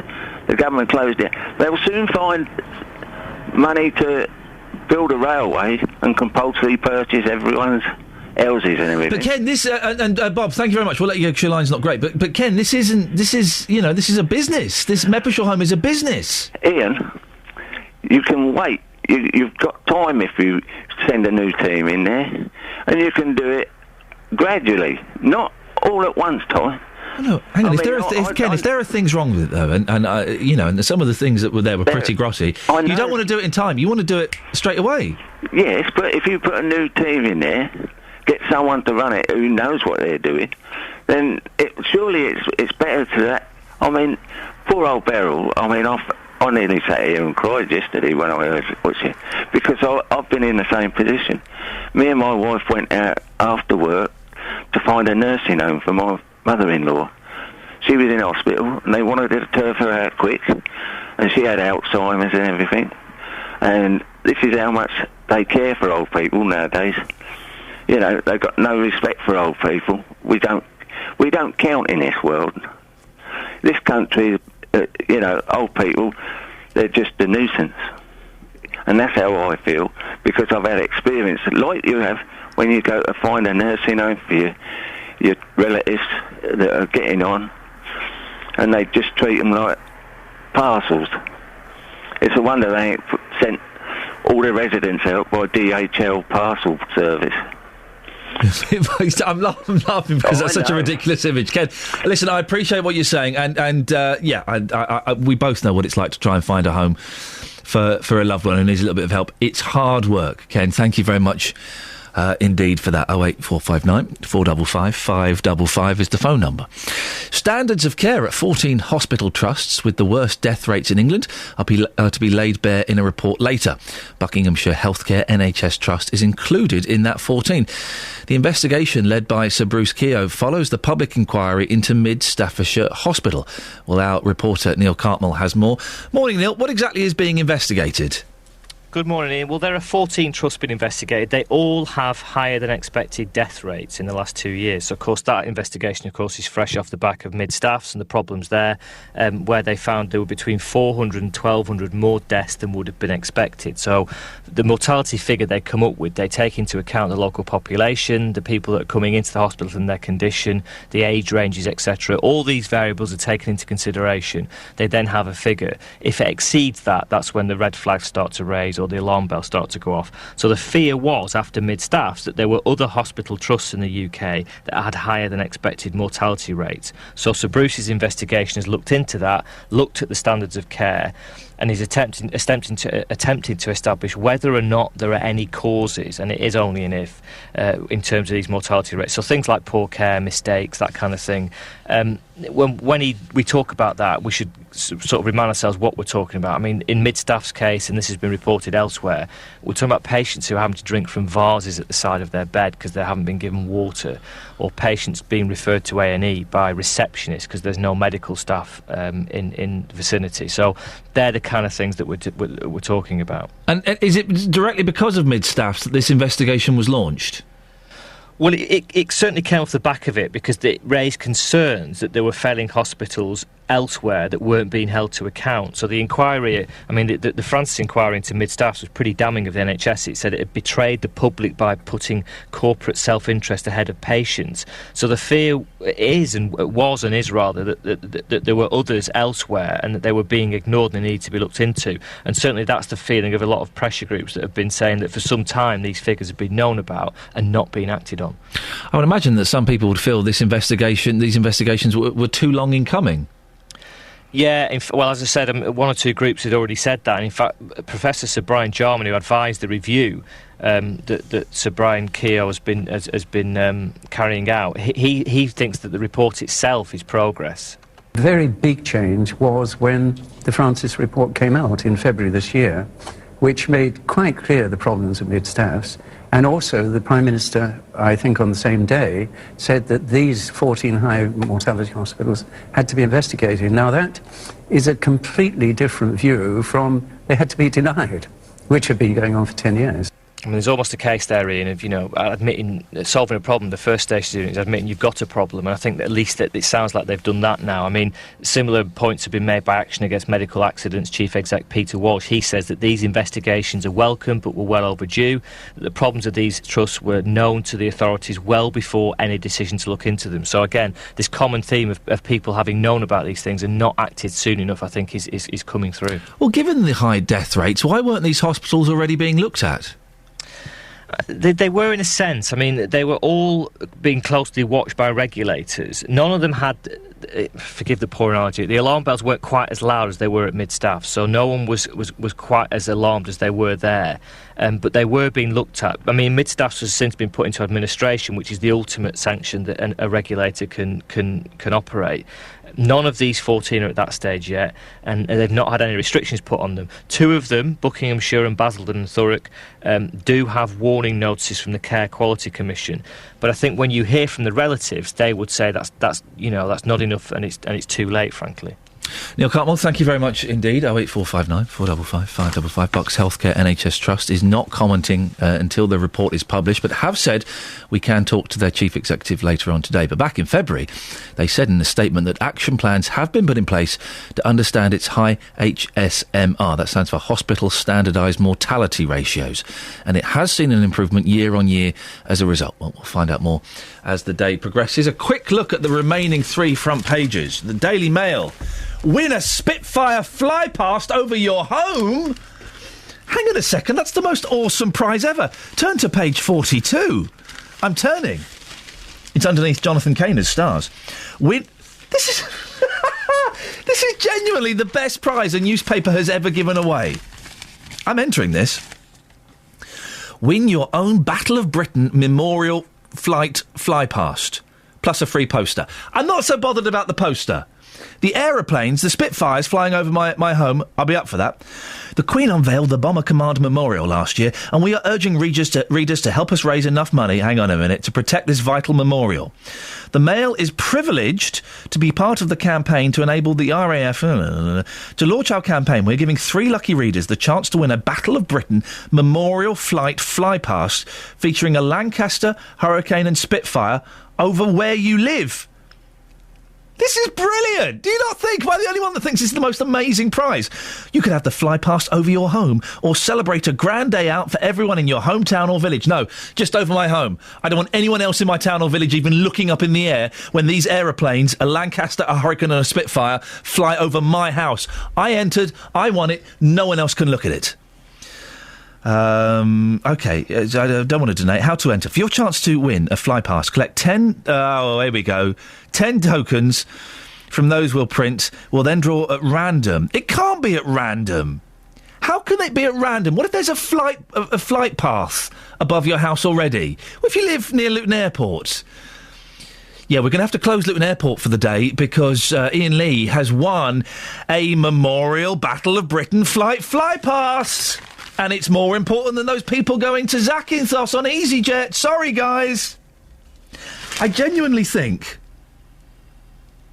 that's the coolest prize of all time. I'll look at the front pages a bit later on. I got suckered into that. I'm going to enter that. Let's get the travel while I enter that competition. Travel news for beds, cards and bugs. BBC Three Counties Radio.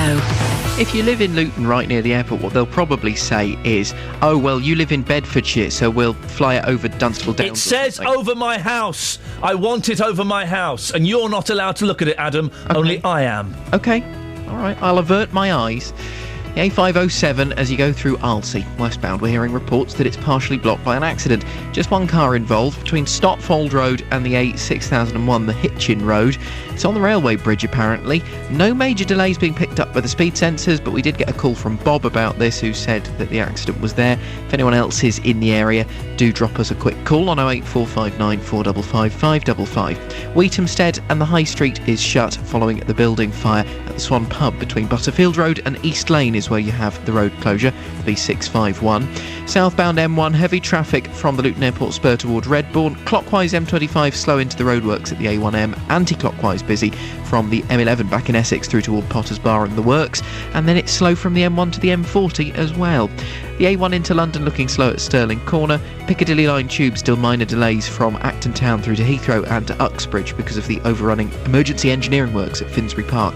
Northern line tube, severe delays to the Bank branch. It seems to be only on the northbound side for the moment. Kennington to Camden Town because of signal failure at Euston. Adam Glynn, BBC Three Counties Radio. Adam, thank you very much. 7:47, it's Tuesday the 16th of July. I'm Iain Lee. These are your headlines on BBC Three Counties Radio. Bedford Hospital will no longer provide children's accident and emergency or overnight care. Patients will be cared for by neighbouring hospitals until the fate of the Riverbank unit is decided.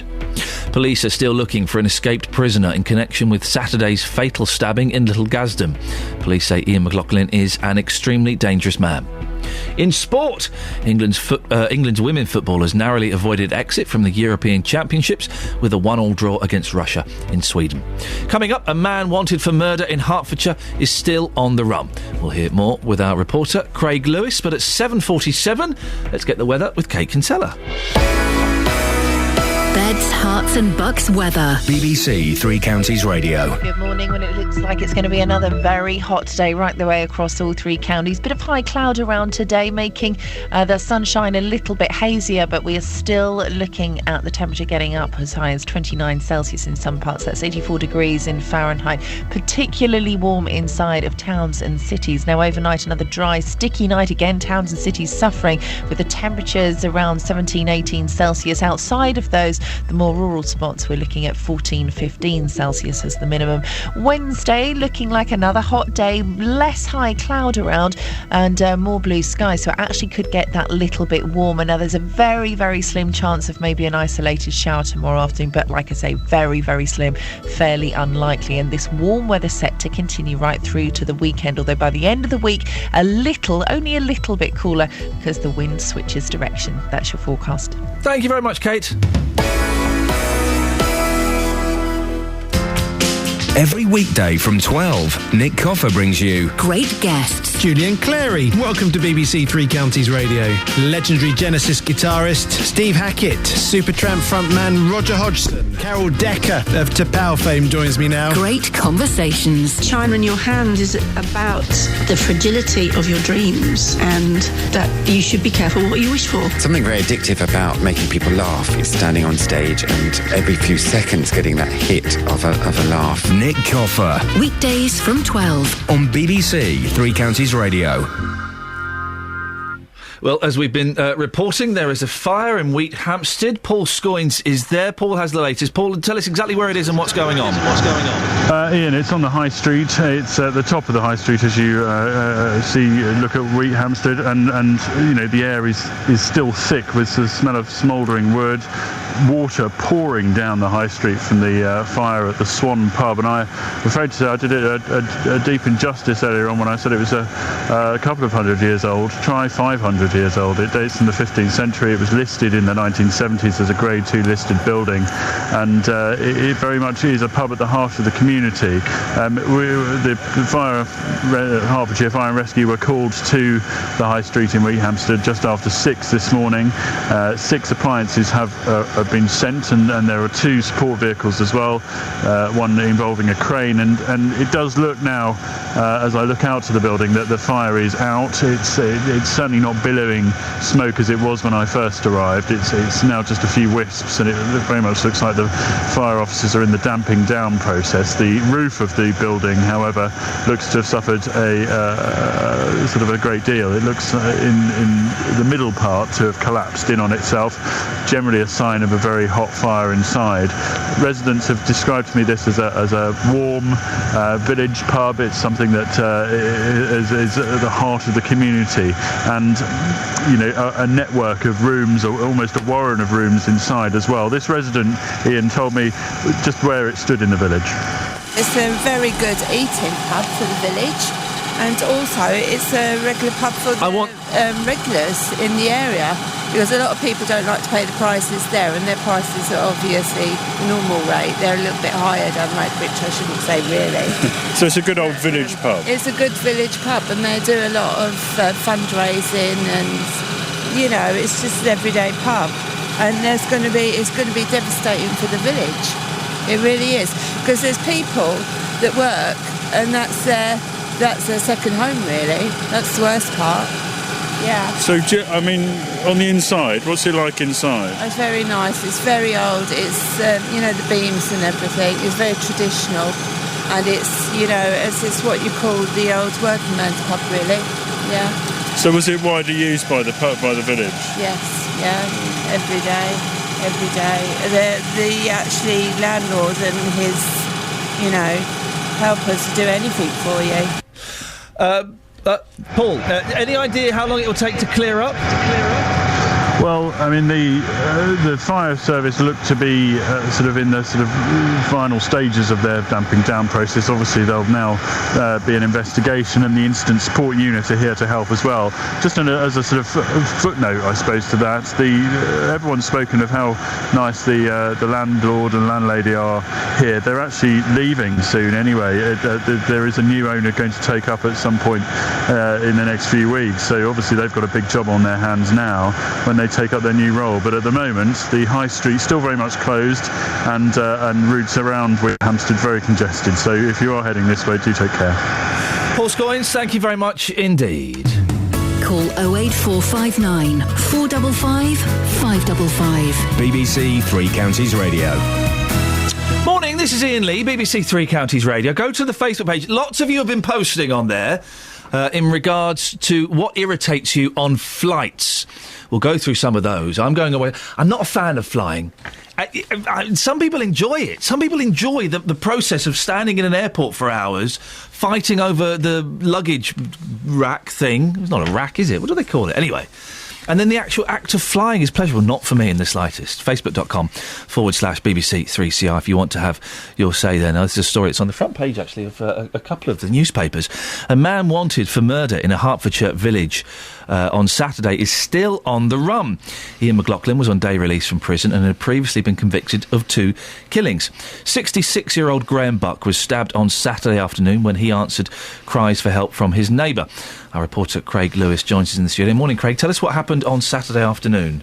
Morning, Ian. Well, police were called to a Hertfordshire village at around 3:30pm on Saturday, where a man had stabbed 66-year-old Graham Buck to death. Mr. Buck had come to the aid of his neighbour when he heard crying for help. The neighbour had also been attacked and had to be taken to hospital, but he's since been discharged. Police officers have released details of Iain McLaughlin, a 2-time killer who was on day release from Spring Hill Prison in Grindon, Underwood, and they want to talk to him about Mr. Buck's murder. What can you tell us about Mr. McLaughlin? Well, he's 55 years old, and he's been in prison for 22 years. He's serving a 25-year sentence for a previous murder. But on Saturday, he was on day release from Spring Hill, and he hadn't been due back to the prison until 7 o'clock. I spoke to Detective Inspector Martin Brunning and asked him about Iain McLaughlin. Mr. McLaughlin has got a history of violent offences, and it's no secret that my message to the public has been you must not approach him. Do not speak to him, but if you see him and you recognise him from the images that we've put out widely across Hertfordshire, that we need a 999 call straight away. It's our number one priority for Hertfordshire and the Bedfordshire, Cambridgeshire, Hertfordshire Major Crime Unit to get this man into custody in connection with the death of Graham Buck. And I believe Mr. McLaughlin's got a couple of extremely serious previous convictions. Are you able to just go into some details of those? Well, we know, as we said earlier, that he has previous convictions for manslaughter and is currently serving for a murder. So that's indicative of the levels of violence that he's used in the past. And it's an absolute tragedy that somebody in great British public spirit has gone to the aid of the neighbour and has died in such tragic circumstances. As you heard there, Iain, Graham Buck has been described as a selfless man by his family. They say they've no words to describe how much they'll miss him. He was adored by his grandchildren, described as an incredibly helpful man, a keen golfer. He really loved cricket and rugby, and he leaves behind his wife Karen, 2 sons and a daughter, 2 grandchildren and a wife from a previous marriage. And his wife Karen said, I've lost my rock and I don't know what I'll do without him. 2 things spring to mind. How did a convicted killer like Iain McLaughlin come to be in this village? How did he come to be on day release? Well, that is perhaps the biggest question at the moment. As I say, a 2-time killer. The Ministry of Justice has been tight-lipped on this. They won't really say anything. They won't release any more details until Mr. McLaughlin's been apprehended. So that means we don't know how long he's been at Spring Hill. We don't know if he's been out on day release previously or whether this was the first time that he's been out. What police are saying is that Mr. McLaughlin knew the neighbour he attacked and they believe it was motivated by money. They think he escaped with a substantial amount of money, and we're actually talking thousands of pounds here. Interestingly, it seems the neighbour let the assailant into his house and that there was a conversation of around half an hour involving a third party who was carrying out work on the home. But after that, things turned sour, and at that stage, Mr. Buck, who lived 2 doors down, heard cries, went to help his neighbour, and unfortunately that action tragically resulted in him losing his life. Oh dear. Have we got any clues where he is? Is he still likely to be in Hertfordshire? Police can't say for sure. He's got no links to this area. Obviously, he's been in prison for quite some time, so he hasn't really got links to anywhere in the country now. Following the incident on Saturday, the suspect caught a taxi to Watford. He was dropped off somewhere near the Horn pub in Hempstead Road. Police also have potential reports of a sighting at around 2:30pm on Sunday in Bedmond, Hertfordshire. Mr. McLaughlin is known as a heavy drinker, and police are appealing for publicans to keep an eye out for him. In the meantime, port authorities and airports have also been put out on alert. Craig Lewis, thank you very much indeed. 08459 455 555 is the telephone number if you want to give us a call about any of the things that we're talking about this morning. I'm vaguely distracted this morning, dear listener. I keep going to Facebook to look for your comments on what annoys you on planes. All I can see are pictures of the Monkees, my favourite pop group. They started another tour last night. I know! I'm not there! I'm here for you. That's how much I care. No, hang on, sorry. That's how much I need to pay my mortgage. On the subject of flights, Julie Morris-Smith says, what irritates me? Not having enough legroom. I'm not as tall as you, Iain, is anyone? So I hope you've booked your seat in the long leg section. Can't afford it, love. Gary says, the rest of the people on it. Lol. And Debbie says, people not smelling as sweet as they should be. Also, in the person front putting the seat back, landing on your lap. It's the politics of who owns what seat. It's a very delicate thing, isn't it? Travel news for beds, cards and bugs. BBC Three Counties Radio. Some disruption on the trains. Virgin and London Midland affected by delays of up to 15 minutes. Milton Keynes Central down to London Euston. They're doing some safety checks on the line at Watford Junction. Piccadilly Line Tube still has minor delays. Acton Town to Heathrow and to Uxbridge because of the emergency engineering works at Finsbury Park earlier today. All back to normal on the Northern Line though. Arlesey and the A507 westbound reports that it's partially blocked by an accident with a car involved between Stotfold Road and the Hitchin Road, the A6001. The High Street in Wheatamstead is shut because of the fire at the Swan Pub, closed between Butterfield Road and East Lane, the B651 through there. The M1 southbound slow from the Luton Airport spur toward Redbourne, queues on the A1 at the Black Cat roundabout, slow on the A1M from Stevenage round to Hitchin, and then into London, delays through Boreham Wood. M25 pretty slow through the works as well. Adam Glynn, BBC Three Counties Radio. Thank you, Adam. On Facebook, Paul Clare says, children, tall people and small cans of drink irritate him. Those cans of drinks are tiny. Why can't we have normal-sized drinks? On FM, AM, online and digital radio. This is BBC Three Counties Radio.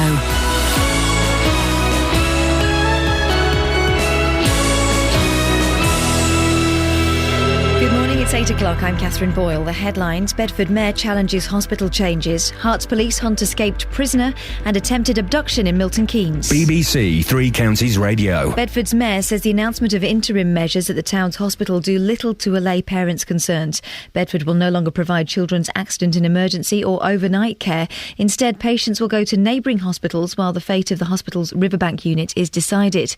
Dave Hodgson's urging anyone concerned about the changes to attend a meeting at Borough Hall at 10 o'clock on Thursday morning. He says he has plenty of questions for the hospital trust. There's a whole lot of knock-on effects. It might be okay to get to Bedford, but if you've got to go 20 to 30 miles to another hospital and you've got other children's care to look after, it becomes very, very difficult and a very anxious time for the families and the youngest children. It becomes even more anxious for them. Wheatamstead High Street's closed this morning as fire crews tackle a substantial blaze at the Swan Pub. Paul Scoynes reports from the scene.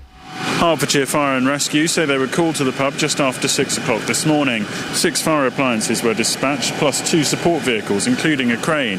The fire does appear to be under control, although a lot of the roof of the Grade 2 listed 15th century building seems to have been destroyed. Smoke has stopped pouring out of it. As I look across the road, I can see 2 firemen from a crane hacking at the roof tiles, trying to get to any of the burning embers. Police are still looking for an escaped prisoner in connection with Saturday's fatal stabbing in a Hertfordshire village. It's emerged that the 55-year-old Iain McLaughlin was on day release from Spring Hill Prison in Buckinghamshire, where he's 22 years into a 25-year murder sentence. Hertfordshire Police say he's an extremely dangerous man who should not be approached. Buckinghamshire's expected to be among 14 NHS trusts criticised in a report published later. A review by the Medical Director of NHS England, Sir Bruce Keogh, is expected to highlight poor standards of care, medical errors and management recent blunders and to suggest that the scandal at Mid Staffordshire Hospital was not a one-off. Milton Keynes police are appealing for witnesses after a man asked a 10-year-old boy to get into his car. The incident happened in Stacey Bushes at around 8:30 yesterday morning. The vehicle in question was a silver Vauxhall which was parked nearby. The man is white, in his late 20s to early 30s, and around 6 feet tall, with green eyes and messy short brown hair. The owners of a Bedfordshire care home say they're devastated by a decision to close it by Friday. The Meppershall care home's 70 elderly residents, many of whom have dementia, will have to be rehomed after the Care Quality Commission removed the facility's right to operate. In a statement, GA Properties Limited admit to areas of poor care highlighted by the CQC, but say they should have been given more time to turn things around. In sport, Italian police have raided the hotel rooms of Jamaican sprinters Asafa Powell and Sharon Simpson. The pair, along with the American Tyson Gay, have tested positive for the use of banned substances. And the weather, very warm today with plenty of sunshine and a top temperature of 29 degrees Celsius. That's 84 degrees Fahrenheit. Get the latest news and sport online at bbc.co.uk/3 counties. Would you class me, Catherine, as misinformed and sexist? Today? Generally. Pretty good. No, not generally, no. Why? I wrote a little article for a magazine. They sent it back saying we can't use this in. It's misinformed and sexist. Oh, which magazine was it? Misinformed and Sexist Weekly? No, it was Women's Lib Monthly or something. There's your mistake. There's my mistake. Misinformed and sexist. It was postmodern and ironic. And come on, girls, you love it. Morning, this is Iain Lee, BBC Three Counties Radio. 3 minutes past 8, Tuesday, the 16th of July. It's too hot. Well, I think it is. JVS will be talking about that in his show. I bet he loves the heat, doesn't he? He's always going off to hot places like Argentina and Frigliana and stuff. I bet he loves it. Oh, dear. Come on, last night... right, Jonathan needs to come and share my bed with me and find out just how hot it is in my house. No, hang on a second. No. Lots coming up between now and JVS at 9 o'clock, including the next few minutes. I'll be speaking to the acting chief executive of Bedford Hospital to hear why they are reducing children's services, and we'll be sending patients elsewhere instead. Care home is closed in Bedfordshire. 70 residents have to find somewhere else to stay by the end of the week. Well, someone we've been speaking to a few times in the last week is Beryl. Yesterday, her husband moved somewhere. Well, we'll find out just how that went. And what winds you up about flying? As thousands of holidaymakers prepare to take to the skies for the big summer getaway, being on a plane is not always a pleasant start to the holiday. Or maybe you're like Kyle, who's some kind of deviant that's posted on Facebook. Listen to this. The worst bit of flying is when the flight comes to an end. Flying is one of God's greatest gifts to mankind. I love it. Oh, Kyle, it's awful. Facebook.com/BBC3CR. You can send me a text at 81333, start your text 3CR, or you can give me a call, 08459 455 555. Across beds, hearts and bucks. This is BBC Three Counties Radio. Now, we were reporting outside from Bedford Hospital yesterday in an attempt to get some answers. We didn't get many answers. We got a few answers. I think more was revealed in what was not said on air yesterday than what was said. But a statement was issued, and the truth is the majority of services at Bedford Hospital's paediatric unit are set to close. That's following a decision to remove trainee doctors from the unit by the end of this month. The hospital say in the short term there will no longer be a children's A&E, overnight care on the Riverbank ward, or a children's assessment unit. Children will be sent to neighbouring hospitals like Milton Keynes instead. Well, Stephen Conroy is acting chief executive of Bedford Hospital. He said yesterday he'd come on the show this morning. He stood by that, so thank you for that, Stephen. Stephen, why are you doing this? As I was saying yesterday, we have 7 doctors leaving us at the end of July owing to the issues that the deanery raised about our clinical supervision, and we're not able to replace all those doctors immediately, and therefore we've had to look at all the paediatric services and decide which ones we can provide safely and which ones that we can't provide with a guaranteed safety level and therefore should be provided by another hospital. So are you saying that in recent times then those the specific wards we're talking about, they weren't being operated safely? No, they're safe now because we have the number of doctors that we need on the site, but when we lose 7 at the end of July, that leaves a gap. We're recruiting to fill that gap, but we can't recruit quickly enough to get those doctors in post by the 1st of August. So the Children's A&E, the overnight care on Riverbank, Children's Assessment Unit, this is a temporary closure? I very much hope so. Riverbank is a much-loved service, I know, locally, and our nurses and doctors are really committed to providing the service. So if we can provide those services soon, then we will do. But what we know is that we need to tackle the underlying issues. We've had trouble recruiting doctors over the past couple of years, and we don't want to set up the services again, sometime in the autumn, only to find that when doctors leave again, that we're in the same position. So we want to look at how we work with other local hospitals, Milton Keynes and other hospitals, to provide more services with more doctors. So just to clarify, you are hoping that at some point the Children's A&E, the overnight care on Riverbank and the Children's Assessment Unit will all open again? This is what we want to look at. I heard the Mayor saying... You say you want to look at... do you want them to open again? Absolutely. The Riverbank staff are very keen to keep that. All three of them, the A&E, the Riverbank and the Children's Assessment Unit, you want all three of them to open again? That's what we're looking at. What I'm saying, though, is that if we can't provide those services in a sustainable way on our own, we need to work with another hospital. They're not going to open again, are they? The important thing is that the GPs He's doing it again. have to agree what is sustainable and what they want to buy from us. So we want to provide it, but it has to be sustainable. The GPs have to want to buy it. I put it to you, Stephen, they're not going to open again. That once you've closed them, it's going to be harder to reopen them. Well, we've still got all the nursing staff, though. We're recruiting the medical staff, so that option is fully open as far as I'm concerned. When are you hoping to have them reopened? As you said earlier on your show, I'm not going to be able to say this morning. We're starting work on the planning 3 months? on Thursday with the Health 6 and Wellbeing months? Committee. I would hope so. 3 months. You hope to have them open in 3 months. You must have set yourself a time goal or something to work towards. Yeah. Well, there's a couple of milestones, aren't there? We start planning on Thursday. We're recruiting staff. The trainees have certain times where they go through their rotas. So all the staff all the trainees could be back by next March. If we can start services before March because we have doctors in post, then we could do that. But it all has to be sustainable. I don't want to start services for a few months only to lose them again. So you're saying that you're hoping to have them opened before next March, but otherwise those 3 services will be opened again next March, 8 months away. Well, as I say, I can't guarantee that. That depends on whether the deanery agree with what we're doing with the trainees is sufficient, and whether all the trainees come back. What are parents expected to do? Well, I recognise this as a really anxious and worrying time for parents who use the unit. I deeply regret having to be in this position of making these changes to the service. What are parents meant to do? Well, for very urgent, accidents and illnesses, then you phone 999 and the ambulance will take you to the nearest hospital.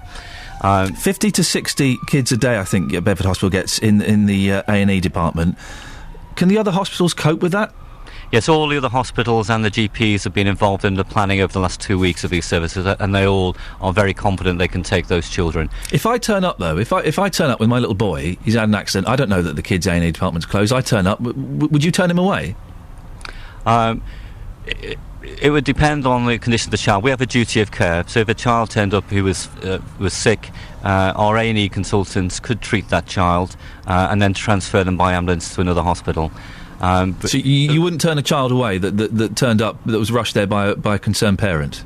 We couldn't turn a child away, but they would be better to go to another hospital in the first place where there's a full paediatric backup. So our A&E doctors certainly could help that child, stabilise them, but then they would need to transfer to the next nearest hospital. The maternity unit, what's going to happen to that? Maternity unit, no changes. In the long term, that's going to stay open? As far as I'm aware, it's going to stay open. It's a big service. It's well utilised. All the other surrounding maternity services are very busy. If a baby is born that it needs specialist care, you wouldn't be able to cope with it, would you? Yes, we can. So our paediatricians cover all the services in the hospital, the Riverbank ward, A&E, and the neonatal unit on maternity. We're making sure the neonatal unit is fully staffed with the doctors that we have. Any babies that are born who need to be resuscitated or need special care can be dealt with in the hospital. If they've got extra special needs, then there's a system across the east of England where babies will be transferred to a more specialist centre, and that can be normally done within a couple of hours. So the babies would be transferred somewhere, potentially? Already, very sick babies would be transferred. We have a level of neonatal support that can treat most babies who need resuscitation or support after birth. But in cases where children are very ill, and sometimes you can't tell what before the baby comes out what their needs are, then there's a system between all the hospitals in the east of England that the sickest babies would be transferred to the most specialist centres.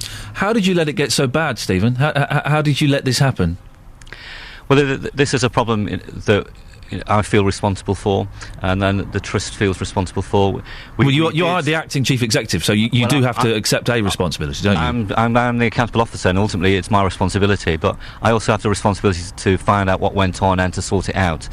And I explained yesterday that the Deanery gave us a final warning in May, asked us to put in special measures and stringent measures to support junior doctors.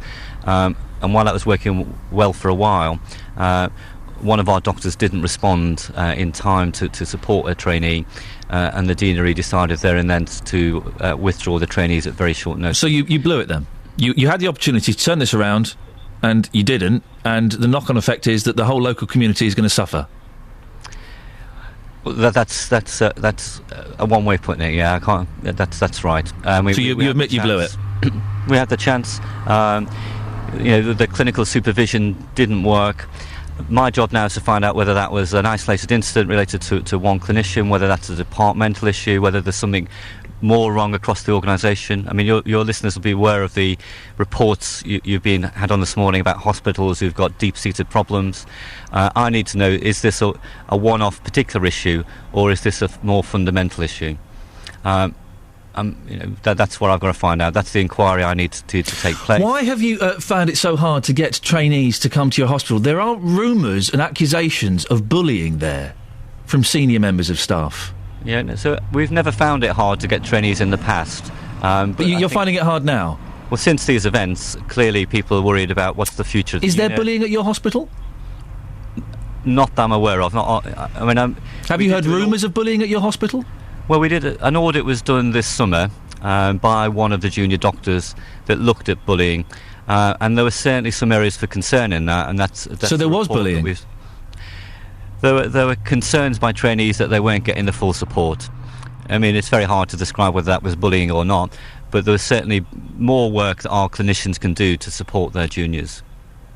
So that would imply what was the problem then? If it wasn't specific bullying, but trainees were made to feel uncomfortable and told they were being emotional, weren't they? If they flagged up any complaints or concerns.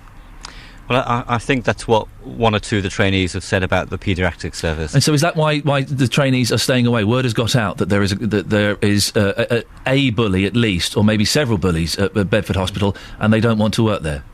Well, I think there are a couple of things that would affect the views of trainees. One would be the experience of the trainees, and the second would be what's the future of the service? Is it, it's a small department? But the future of the service is in question because the trainees are flagging up concerns. Is that because trainees have been bullied and they're telling other trainees, you don't want to go to Bedford, there's someone there who's not very nice? Well, I've no idea what other trainees say to other trainees. Have you not spoken to them? We've agreed not to speak to the trainees over the last few weeks while they've been feeling under pressure. It was felt unhelpful if we talked to the trainees directly, so all the conversations have been with the Deanery. However, I can tell you that two of the trainees who are being taken away from the hospital have applied for jobs in Riverbank. So you've not spoken to the trainees who flagged up these concerns? Personally, I haven't. That seems incredible to me. If they've got concerns about your hospital and you are responsible for that hospital, surely you should have, with a mediator or someone, you should have spoken to them to find out what their problem was.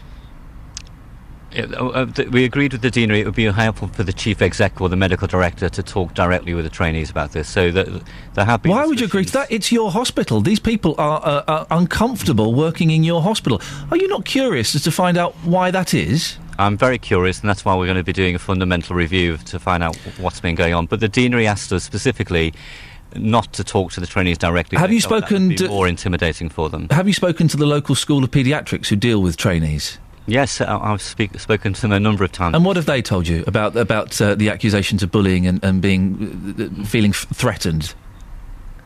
Well, they've told me what the trainees said. I've agreed that any form of poor supervision or impact on their curriculum or any sense of being intimidated is completely unacceptable.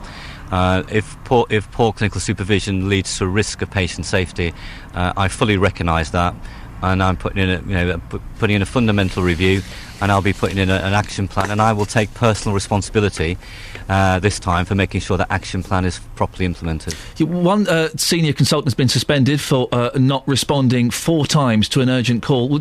If you find issues and accounts of bullying, will you suspend those people as well? I mean, I can't predict what we're going to find in the future, but there has to be accountability. Supervision is clinically led. I believe we've got over 100 trainees in the hospital, and I believe that most of that clinical supervision is fine. The Dean has told me that our trainees and our supervision in maternity is excellent.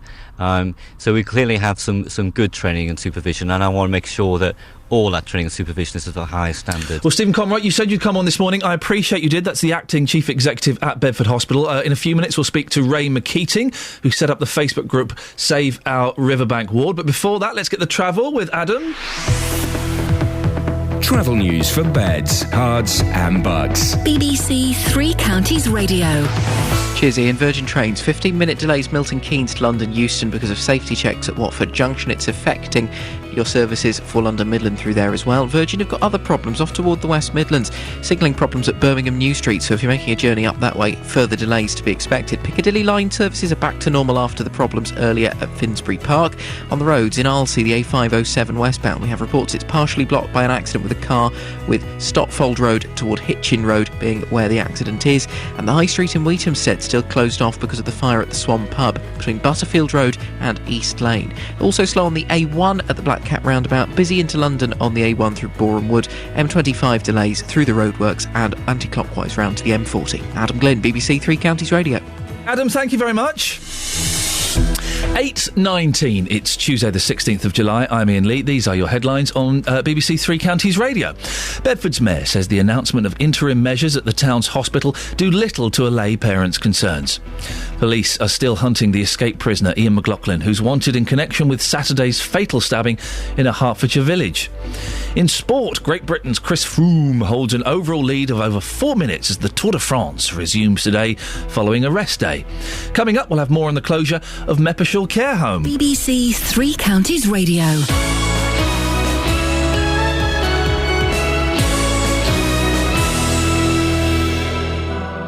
BBC Three Counties Radio. Your local stories. I have a friend who runs a hairdresser's, and one of her members of staff is stealing the takings. So what would the advice from the police be?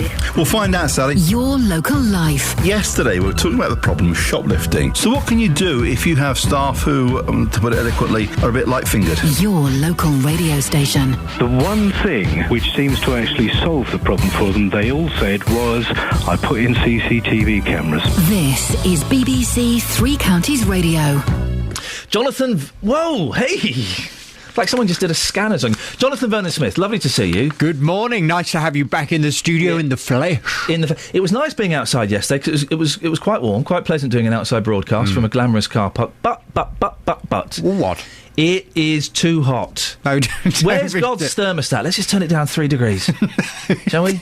Silly. Can we? What's wrong with you? Come and sleep in my bed with me. No, really? Please. And see how uncomfortable it is. Haven't you got a fan? I don't know where it is. We've got one somewhere. Whose fault's that, for goodness sake? You're unprepared. Then you've got... It was lovely. I had 2 fans on me last night. was one of them Melvin? You're a Nazi! You are a Nazi! It was, by the way, retweet it again, because it's the audio boo of Melvin yesterday phoning up JVS, who I've heard before. He gets very excited. He was super excited. He was very rude to me yesterday. He called you a Nazi. He called me an unemployment-hating Nazi. This is a man who's, my programme last year got him a new mattress, a new washing machine, £500. I didn't know that. Yes. Then he phones up and calls me a bad man. Yep. Says I'm an unemployment-hating Nazi. whatever that is. Some people thought he was calling me an unemployment-hating Nancy. It was wonderful because there was nothing you could do. He was just completely off on one, and you tried to step in, and he had his facts wrong as well, which made it so great. What he was accusing you of was not true, which is always wonderful. But I thought he was going to explode at one point. He was getting higher and higher and louder. It's going to be a big bang. And then, of course, that wonderful sound of the phone clicking down. Wonderful. Well, thanks. I'm pleased you enjoyed that moment of discomfort for me yesterday. You're talking about the heat today. I certainly am. Coming up on this morning's big phone-in. Do you love or hate this hot weather? Hate it. The M25 near Potters Bar is melting, and train speeds have been reduced to protect the boiling hot rails. Today, temperatures look set to reach 29 degrees, and the heat wave is predicted to last until at least next week. Lovely jubbly. The head of health protection at Public Health England, Professor Virginia Murray, says we need to review our heatwave plan to make sure we all stay safe. Well, today we're expected to reach a level 3 heat alert. Did you hear about this? No. Do you know, if we have a level 4, it means they have to hold an emergency cabinet meeting. Wow, to discuss the heat. Yes, exactly. But there are lots of people, like you, who I've heard, having a bit of a moan now about this weather. Too hot. No, it's not too hot. This is lovely. Can't you feel your bones drying out? Why are you looking at me like that? I don't know what that means. Well, we've had a horrible, long, cold winter. Yep. We've had moisture in our bones. Yep. We've all been cold for too long. It's as if we're all drying out. Why are you looking at me like... Honestly, I feel as if I'm drying out. It's lovely. Your enthusiasm makes me nauseous. It's just beautiful. Last night, you get in bed, got a couple of fans on you, lying on top of the bed. Beautiful. Last night, I sat out on my luxury terrace, having a nice little drink, 9 o'clock at night. Oh, the temperature was just perfect. How can anyone not like this weather? If I want to be hot, I'll go abroad. But it's nice that we don't have to. I'm only having one holiday to Frigiliana this year. There's a recession on, haven't you heard? But I feel as if I don't need to go to Frigiliana with this heat. Well, that's really exciting. From 9 this morning, do you love or hate this hot weather? I want your views. And can I find anyone else, or is Iain the only person that hates this weather? There will be sensible people out there, Jonathan, who agree with me. You reckon? Yeah. From 9 this morning, 08459 455 555. Do you love or hate this hot weather? Call 08459 455 555. BBC Three Counties Radio.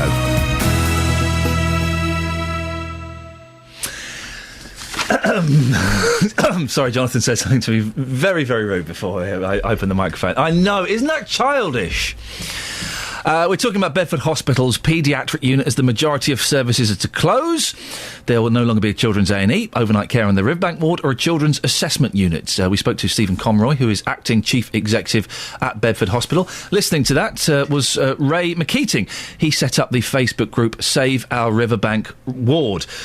Ray, what do you make on these latest developments? Absolute scandalous. It's a disgrace. I was shaking my head pretty much all the way through that interview. I don't believe a word he says. Actually, after the interview had finished here, I got my chance to confront him in the car park about some of the changes. What did you say to him? Well, Iain, look, I needed to remind him that these guys are a 24/7 operation. They need to have the foresight of 3, 6, 9, 12, 1 year, 2 year plans. They cannot let a simple matter of staff supervision close a ward. Two or three of their senior consultants are due to retire this year, and he's saying it takes them 6 months to go through a recruitment process. These guys have known, these consultants have known of their retirement date for years.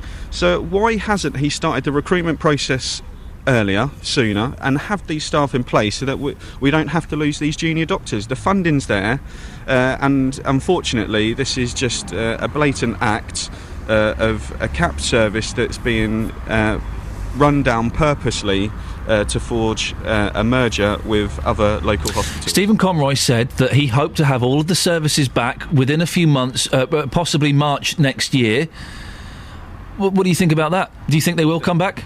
No, the services aren't coming back. If you're in the position that he's in, you should be able to guarantee that. that there was no certainty in his answers to you whatsoever. It was, if I had my way. You do have your way. You're in the hot seat, mate. You need to sort yourself out. It's your job to make sure this happens. So you should confidently be in a position to say, yes, these services will be coming back. It's a short-term measure, and we're actually in the process at the moment of putting a plan of action together. He's not doing none of that. He's saying all the things he should say about a service that's been purposely run down and that will be that has moved away and won't be coming back. You giving up, Ray?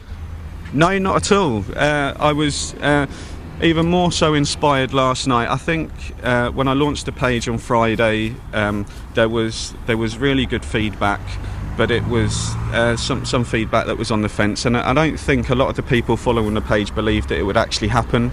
Yesterday, when it did happen, I actually released the news 11:30, a couple of hours before it was actually released locally, and there was uproar. And then when it was confirmed, the Facebook page, over 100,000 hits, thousands and thousands of comments from disgruntled families around Bedford, who I think perhaps slightly naively thought that it wasn't a done deal, that it would never happen.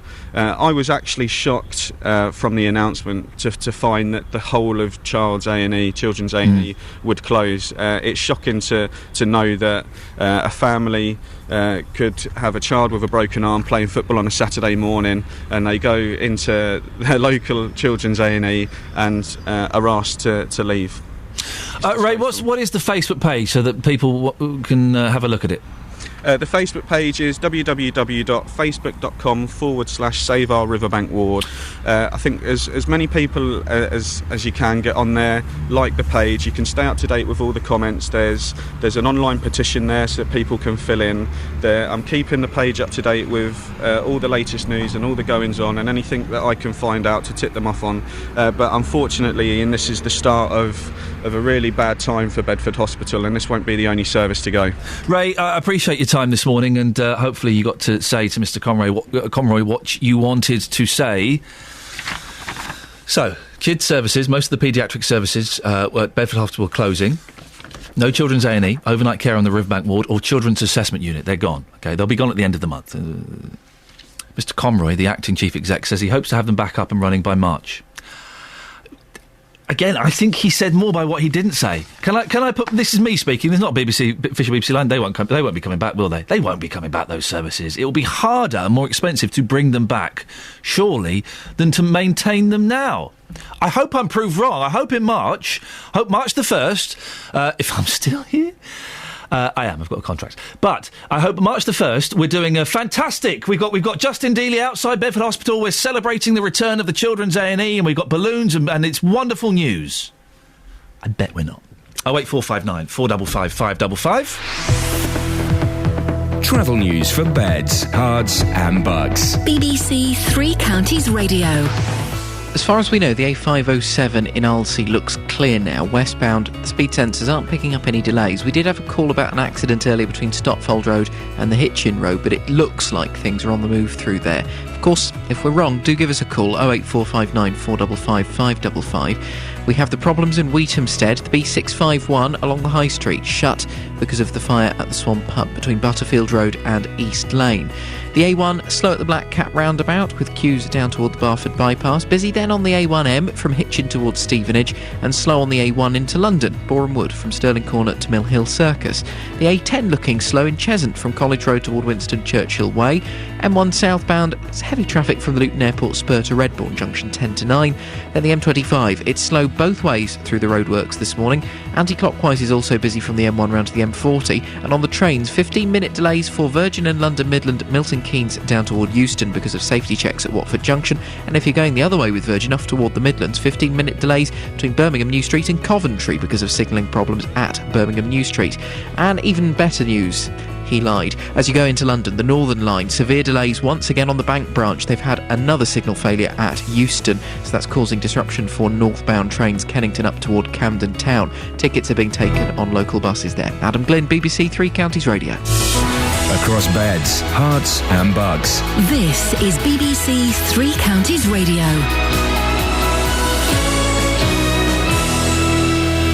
Good Good morning. With the headlines, I'm Catherine Boyle. Bedford's mayor says the announcement of changes to children's services at the town's hospital do little to allay parents' concerns.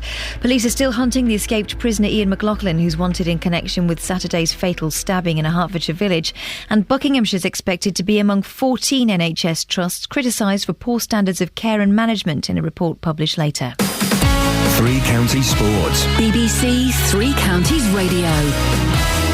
Italian police have raided the hotel of Jamaican sprinters Asafa Powell and Sharon Simpson after both tested positive for a banned stimulant. It was announced yesterday the pair had both used the same drug, while American Tyson Gay was also found to have used drugs. The Bedford athlete Nigel Levine says it may be too early for him to compete against the world's best 400 metres for now. Levine qualifying for the World Championships in Moscow next month after achieving the qualifying time at the British Championships on Sunday. Levine won the race, but he says he needs to be realistic about his international prospects. I'm going to be very realistic to myself and not be negative, but it's not going to happen this year. I'm not on that level yet, but hopefully I can give the number one guys a very good race. In football, England's women narrowly avoided exit from the European Championships with a 1-1 draw against Russia in Sweden. They now have to beat France in their final group game to stand any chance of qualifying for the latter stages. And there are more local friendly matches tonight. The MK Dons are away to Brackley, Stevenage host QPR, Wickham are at Staines and Luton travel to Hitchin. Finally, the Tour de France resumes today with Great Britain's Chris Froome in possession of the yellow jersey, an outright lead going into stage 16. Froome leads by over 4 minutes overall and says he won't change stage wins. In fact, he'll prioritise defending that lead. Obviously, there are a lot of very eager racers in the peloton left with a lot still to prove, a lot of winning to do. For us, it's about keeping the yellow jersey and riding in whatever way we can to best defend that yellow jersey. I don't think we're necessarily on a mission to try and win every mountain top finish. The yellow jersey has to come first. And that's your latest news and sport. I'll be back with more at 9 o'clock. Text 81333. Start your message with 3CR. Text will be charged at the standard network rate. BBC Three Counties Radio. I'm booking a haircut today. 08459 455 555 is the telephone number. The last 30 minutes we'll have your reaction to Bedford Hospital, to the care home that's closed, and also finding out what irritates you when you go flying. But before that, a report into the quality of care and treatment provided by Buckinghamshire NHS Trust will be published later today. The mortality review by the NHS Medical Director for England, Professor Sir Bruce Keogh, will look at 14 NHS trusts and foundation trusts in England that have persistently had higher than normal death rates. Peter Walsh is the Chief Executive of the charity Action Against Medical Accidents and joins me now. Good morning, Peter. Why is Buckinghamshire NHS Trust being looked at? Well, Buckinghamshire is one of 14 trusts with consistently higher than the national average of mortality. So if you look at those trusts with higher than average mortality over the period being looked at, approximately 13,000 more deaths occurred than one would have expected for the national average. So whilst it's not a precise figure, this underlines what we and other people have been saying for some time, that the scandal we all heard about at Stafford Hospital wasn't a completely isolated incident. There are a number of other hospitals with problems, including these 14 with high mortality rates. 13,000 unnecessary deaths. Yeah. That's an incredible figure, isn't it?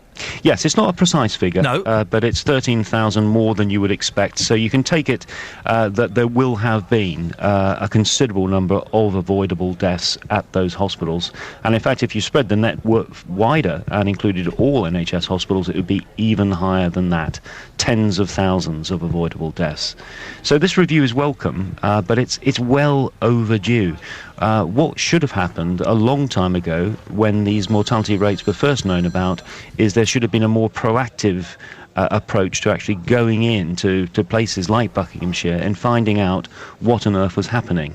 That's exactly the mistake that was made with Stafford. People didn't take the warning signal that a high mortality rate sends, that there could be a problem with patient safety. High mortality, have I got this right? High mortality rate doesn't necessarily mean poor care, though, does it? Not on its own. It's an indicator that there is a potential very serious problem. And particularly when it's consistently higher than the average, and if there are other signals that things might not be as they should be as well, such as patient complaints, a rash of claims, or failure to do things like implement life-saving patient safety alerts that are issued to the NHS. Any one of these should be taken as a warning signal that sparks an investigation. The trouble with this review, whilst it's welcome, it should have been conducted years ago. The high mortality rates have been known about for years. There have also been other indicators with some of these hospitals. And that's what we've got to get right, both the culture in the hospitals themselves and the safety net of a regulator, the Care Quality Commission, being fit for purpose and proactively stepping in when there's the first signal of a potential problem. Can we trust the Care Quality Commission? Because they've, had a bit of a rough ride recently, haven't they? Are they really the best people? Well, it's an understatement to say they haven't had the best of starts, but they have got a new management team in place, and they're consulting at the moment on a different approach to regulation.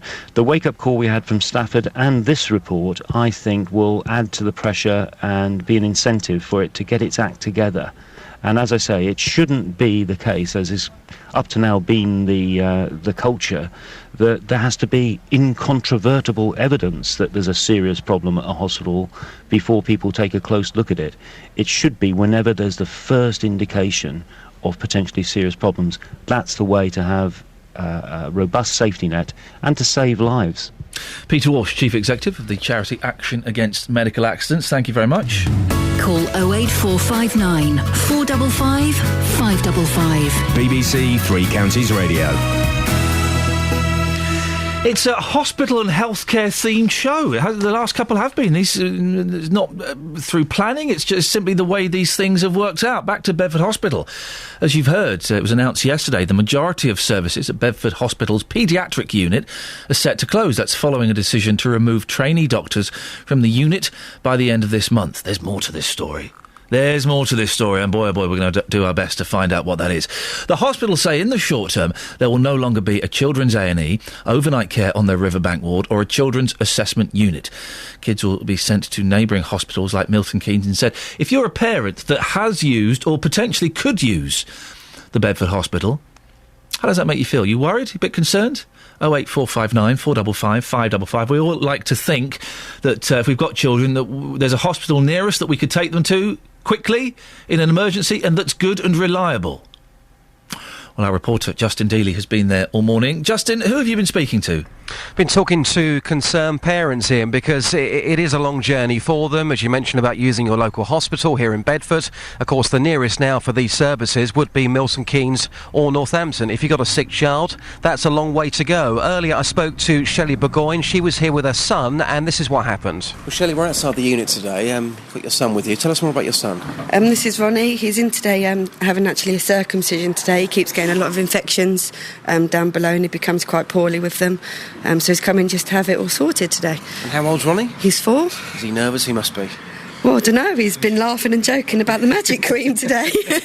And he's got his mum with him. Yeah. So, obviously, you've heard about the news. This is going to have a massive impact on your life, isn't it? Can you tell us more about that? Yeah, a hell of a lot. Obviously, if Ronnie gets poorly, I don't drive, so I'm going to have to travel further. And I can't risk to do that by myself. I'm going to have to just call an ambulance, which I think in the long run is going to cause us a lot more money, you know? Yeah. It's going to be quite bad for us. I do have a 2-year-old as well. She's been quite poorly, but yeah, it's going to be bad for all mums, I think, out there. You have been using this unit now for quite some time. How have you found the service when you've been coming here? It's fantastic. I think it's one of the best wards on the actual hospital, to be honest. The way they treat and care for the little uns, and it's going to be missed, that's for sure. Added stress to you as a parent. All you want is for your children to be safe and to be healthy. When you heard the news yesterday, can you just describe your emotions for us? When you heard it was going to be going, certainly most of the services here going. I was angry, to be honest. My first thing was angry, and then I just thought of not just myself, because my husband can drive, but all the single mums out there, people with no transport. It's upsetting to be putting the children at risk, to be going 30 minutes down the road to get them cared for. Tough day for you. Best of luck for yourself and Ronnie. Thank you very much. Thank you. Justin, have you been speaking to anyone else out there? Absolutely. I'm joined live now by Catherine Thorne. We're outside Bedford Hospital. Catherine, you have 2 children. They've both been using the paediatric services here at Bedford Hospital. Can you tell us more about that, first of all? Yes, my daughter Sophie has got a hereditary condition which has required quite a bit of emergency treatment from Riverbank Ward in the last year. My son Jack, he had a planned operation last year as well. I was actually in the position at one point last year where I had one of them in emergency care and one of them, in the assessment unit for a planned operation. And I was literally running backwards and forwards across the ward. And we're quite regular visitors to Riverbank Ward. The last few months, luckily, haven't been too bad. But I know they're there. They're my safety net.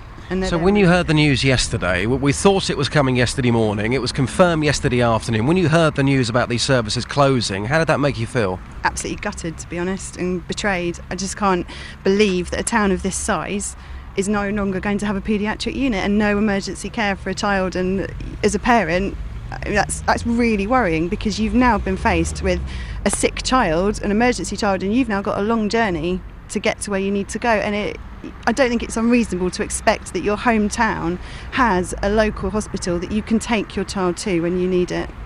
Stephen Conroy, the acting chief executive of the hospital, talking live to Iain just after 8 o'clock this morning. He said he's hoping to get all the services reopened by next March. Be honest, do you believe him? No, absolutely not.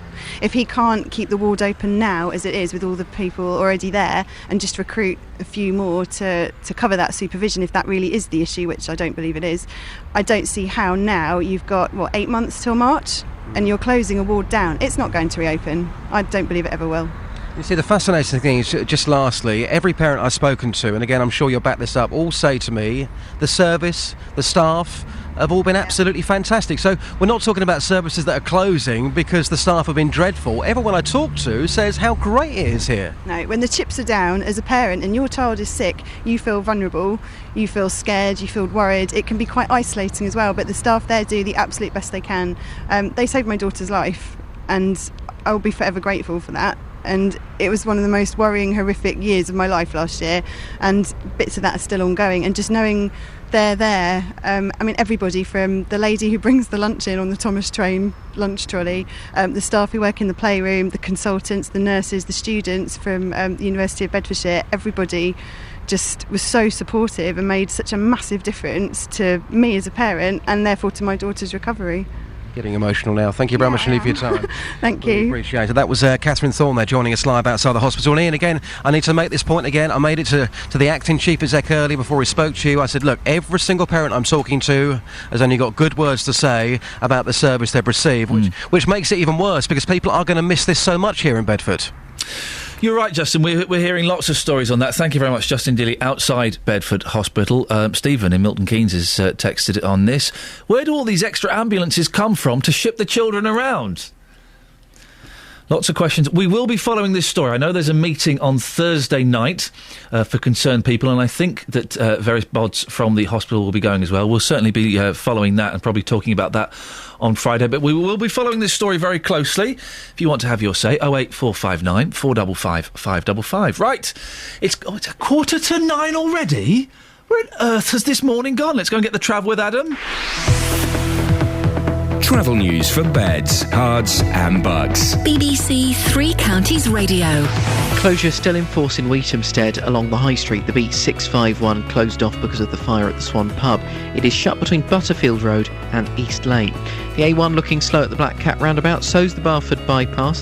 The A1M is busy from Hitchin at Junction 8 towards Stevenage at Junction 7, and then in toward London you've got queues on the A1 through Boreham Wood, coming down towards Stirling Corner, and it's pretty busy at Mill Hill Circus as well. The A10 is looking slow in Cheshunt from the College Road junction toward Winston Churchill Way and down to the M25. The A41 in Aylesbury, slow moving at the Woodlands roundabout. Leston Road in Leighton Buzzard looking slow at the Hotcliffe Street roundabout, and in Dunstable you have a patch of slow moving traffic from the Ashton Middle School toward the A505. The M1 southbound still slow from Luton Airport toward Redbourne. The M25 stop-start through the roadworks in both directions, and anti-clockwise it's slow from the M1 through toward the M40. On the trains, you have 15-minute delays for Virgin and London Midland, Milton Keynes to Euston because of safety checks at Watford Junction, 15-minute delays for Virgin Birmingham New Street to Coventry because of signalling problems at Birmingham. And now in London, good news once again because they've sorted the second signalling problem on the Northern Line, so everything running pretty much normal again between Kennington and Camden Town. Adam Glynn, BBC Three Counties Radio. Adam, thank you very much. Right, 8:46, it's Tuesday, the 16th of July. I'm Iain Lee, and these are your headlines on BBC Three Counties Radio. Bedford's mayor says the announcement of interim measures at the town's hospital do little to allay parents' concerns. Police are still hunting the escaped prisoner, Iain McLaughlin, who's wanted in connection with Saturday's fatal stabbing in a Hertfordshire village. In sport, Great Britain's Chris Froome holds an overall lead of over 4 minutes as the Tour de France resumes following a rest day. Coming up, we'll have more on the closure of Meppershort Care Home, but before that, let's get the weather. Here's Kate Kinsella. Beds, Herts and Bucks weather. BBC Three Counties Radio. Well, it's going to be another very warm day across all three counties. The temperature's steadily rising already. Outside, we're looking at temperatures at the moment ranging between 17 and 18 Celsius. Some parts down in West Hertfordshire, we're looking at 18, 19, so it's already very warm. Bit of high cloud around, making the sunshine a bit hazy, but eventually we're looking at temperatures getting up to 28, 29 Celsius. Perhaps in the odd urban area, it could actually get up towards 30, 31 Celsius, so another very warm day. Another warm night to follow as well, quite a sticky night, minimum temperature down to 14 Celsius, 57 degrees in Fahrenheit. That's away from any town or city, so it's going to be that little bit warmer and a little more uncomfortable. Tomorrow, a similar day, plenty of sunshine. Again, temperatures rising, less in the way of high cloud tomorrow, so it could actually get a little warmer, 30, 31 Celsius. And these temperatures staying with us for the next couple of days, getting only a little cooler for the end of the week, but that's only because the wind changes direction. We're still hanging on to the sunshine. That's your forecast. Thank you very much. If you've got a problem with a company, a council or an organisation, there's one man you should come and speak to. You've got a problem with a mattress, I gather. Tell me all about it without naming any company name. Jonathan Vernon Smith. Well, every time she tried to book, the trip was cancelled because of adverse weather. The JVS show fights for your rights and tackles your consumer problems. Said send the receipt off and you'll get the cheque in the post. If you need our help, I went to speak to the man that runs this golf club. Email jvsshow@bbc.co.uk. I'm just very pleased that you've got the money. And we could do the same for you. Thanks ever so much, Jonathan. The JVS show on BBC Three Counties Radio. Follow at JVS Show on Twitter or follow me at Iain Lee. We've both just retweeted the Angry Melvin call from yesterday. Did you hear it? It was brilliant. I have not laughed so much in my car. Oh my, it was wonderful. Anyway, we both just retweeted it. So if you want to go and have a listen to that, then at JVS Show or at Iain Lee. Now, the owners of Meppershort Care Home say they are devastated by the decision to force its closure, and they say they should have been given the chance to correct deficiencies. The facility's right to operate was removed on Sunday afternoon in the wake of a damning report by the Care Quality Commission. This week, the families of 70 elderly residents are in the process of moving their loved ones into new homes. Well, we've been in touch with Beryl over the past few days to find out what's been happening with her and her husband. And as you heard earlier on the show, her husband was moving to a new home yesterday. Good morning, Beryl. Good morning, Iain. How did yesterday go? Archie was being moved into a new home. Did it go smoothly? The move to the home went absolutely brilliantly. Oh, fantastic. Absolutely brilliantly. Just as I had expected. He really wasn't aware of what was going on, and it was brilliant. So what time did it happen? What time did the ambulance come and take him? He wasn't moved until after lunch. Okay. During the morning, as you can imagine, it was very, very chaotic. In what way chaotic? What was going on? Oh, well, of course, there were so many people there, Iain. So many people.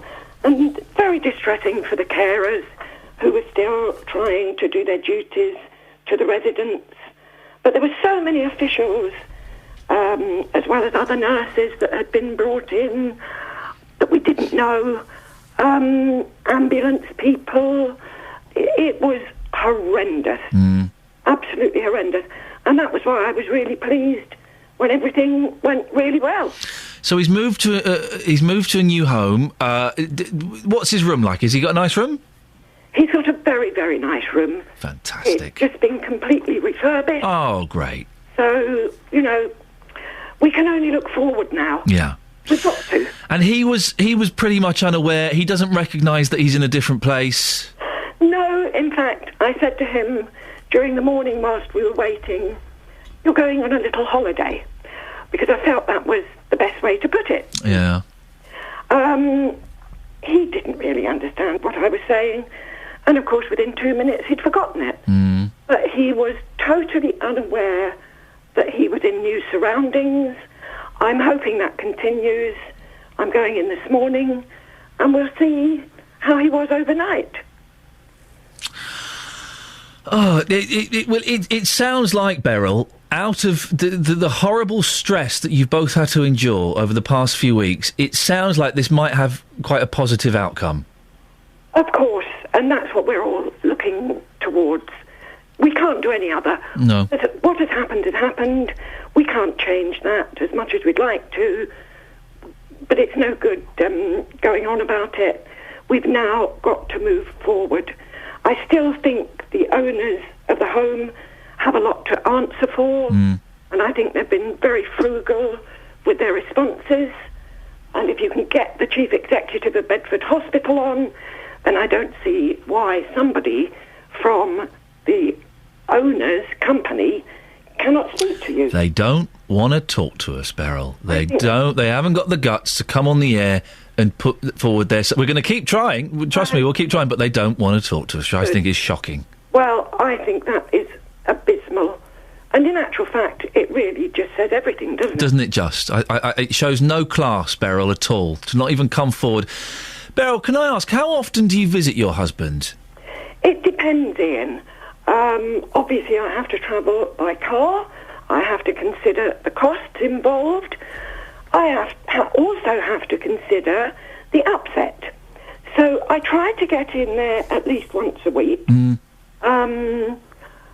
because otherwise I would go under, and I can't go under. I have a family who obviously concern themselves about me, and it would be very unfair of them to see their mother suffering because of what's happening. Yeah. No, it must be so hard for you to balance. I was just trying to work this out. Visiting your husband when he doesn't recognise you. So there's that the upset of seeing him like that, kind of weighed up with the upset of not seeing him at all. It must be such a fine line to strike. It is a fine line. It is a fine line. I think it depends upon you as a person. You go through the upsetting stage, and then you really have to come to terms with it. Because once again, you can't change that. It's awful when you look at them and you think of the person that they were, how brilliant they were, how clever, but that's all gone. I saw it happen. I'm getting all teary thinking of my granddad, because I saw it happen to my granddad, Beryl, and it's heartbreaking to see that person slowly vanish. Listen, best of luck. It sounds like things might actually work out for the best. You're through the stressful bit, so we'll keep our fingers crossed. Thank you so much, and can I thank everybody at Three Counties, yourself included, for the wonderful understanding that you have given, certainly to me, and obviously that extends to everybody else that's concerned. Beryl, it's so nice to talk to you. Best of luck. Thank you very much. We've got a statement from GA Projects Limited. Oh, it's made me go all teary thinking of my granddad. Limited, who ran the care home, they said they were devastated by the decision by the CQC to enforce its closure. It added that while they acknowledged there were poor standards of care, they believe they should have been given the opportunity to correct these deficiencies. Well, we're giving you the opportunity, GA Projects Limited, to come on this radio show and tell us how you could have corrected those deficiencies and what you could have done differently. Because you're not looking very good right now. Is that unfair of us? Is that unfair that you're looking, like you wimped out? When we ask you to come on, why don't you come on and put forward your side of the story? Honestly. Because you couldn't look any worse than you do now. Last few minutes, we got Wally Frail, who lives in Sandys, in the process of trying to find somewhere suitable for his mum. Morning, Wally. Good morning. You're trying to find a care home for your mum. That's right, yes. How's it going? Well, the places that are available are drying up. There's two of us that visit my mum on a regular basis, my sister and myself, and Meppershall was ideal because it was in between Barton and Sandy, so that was an ideal location for us. What's wrong with Mum? Is it just elderly? Has she got dementia? She's got mild dementia. Right. Okay. So she does need that extra protection, doesn't she? Yes. And there are 70 people that now have to find a care home. I know because my mum moved into a home. It's difficult to find places, isn't it? Well, it was difficult 3 months ago when we went through the whole process and found somewhere we thought was good, and we have no complaints about her treatment there. She's been looked after, they've been cared well. On the floor that we saw, we had no problems at all. So this all came as a bombshell to us when we heard about it on 5 o'clock on Sunday afternoon to say it was closing down. And how did you find out? Did you get a phone call? Yeah, 5 o'clock Sunday afternoon. A social worker phoned me up to say that the place was closing down this Friday and we've got to get out by Friday. What do you do now, Wally? Well, after I put this phone down, I'm going around looking at more care homes, but there aren't that many spaces available that are in a convenient location. Otherwise, we're going to start travelling too far, and that means she won't get so many visits. And how does it work? Are you doing this independently? Are the council helping you? What's the plan? There's a social worker allocated who has two people to look after. But as far as I'm concerned, all they're interested in is getting them out. Yeah. That I was asked several times yesterday, shall I get somebody in to assess your mum? I said, no, we're going to look at the site first, and then if we're happy with it, we'll get somebody in to come and assess them. Not assess them, because all they want to do is ship them out. That's their main priority. They don't really care where they're going. If it's going to cause problems for the family subsequently, they just want to wash their hands of the issue, get everybody out, and then they say, we've done our job. That's not the way the family looks at it. We want to make sure that we've got somewhere that we think is suitable. I was given an address yesterday of a care home, and I went in there, and it was just it was people with dementia and more advanced dementia. And after a few minutes in there, I couldn't stand it, and I'm sure my mum couldn't stand it. So you just can't take the first one that's offered to you. You've got to look at them and see what it's like. Well, listen, we're running out of time, and I know exactly how difficult it can be, and I know the pressures that you're talking about that social workers can kind of put on you. Would you mind if we spoke to you on Friday's show to see how things are going and see if you found somewhere? Yeah. Would that be okay? Yeah. Best of luck. I hope this week goes okay. Thanks. Thank you very much. It really is an absolute nightmare, isn't it? Wally Frau from Sandy. His mum's moving out of Meppershall Care Home. She's got to be out by Friday. Oh, dearie me. Let's get the travel news now. Here's Adam. Travel news for beds, cards and bugs. BBC Three Counties Radio. Thank you, Iain. Wheatamstead and the High Street, the B651. It's still shut because of the fire at the Swan Pub between Butterfield Road and East Lane. The A1 looking slow at the Black Cat roundabout, as is the Barford bypass, the A421. The A1M a bit slow from Hitchin to Stevenage, and then as you get in toward London, queues in Boreham Wood around Stirling Corner on the A1. It's also slow then at Mill Hill Circus. The A10 looking a bit better through Cheshunt. Plenty of delays on the M25. Anti-clockwise is stop-start both ways through the roadworks. It's also slow from the M1 to the M40. The A41 in Aylesbury looking slow at the Woodlands roundabout. Leighton Buzzard delays on Leston Road. Dunstable on the A5 looking slow past the A505. On the trains, Virgin, 15-minute delays. Milton Keynes to Euston because of safety checks at Watford. London Midland affected by this as well. Also 15-minute delays off through the West Midlands. Birmingham New Street to Coventry because of signalling problems. And further delays at Stoke-on-Trent now because a lorry has hit a bridge at the south end of the station. It's having to be inspected. Adam Glynn, BBC Three Counties Radio. Adam, thank you very much indeed. Right, that's it. That's your lot from me. JVS is up next. Do you love or hate this hot weather? I hated it last night. I was naked in bed. I hate being naked in bed. Oh, dear. FM, AM, online and digital radio. This is BBC Three Counties Radio. Good Lord, what an image. Morning.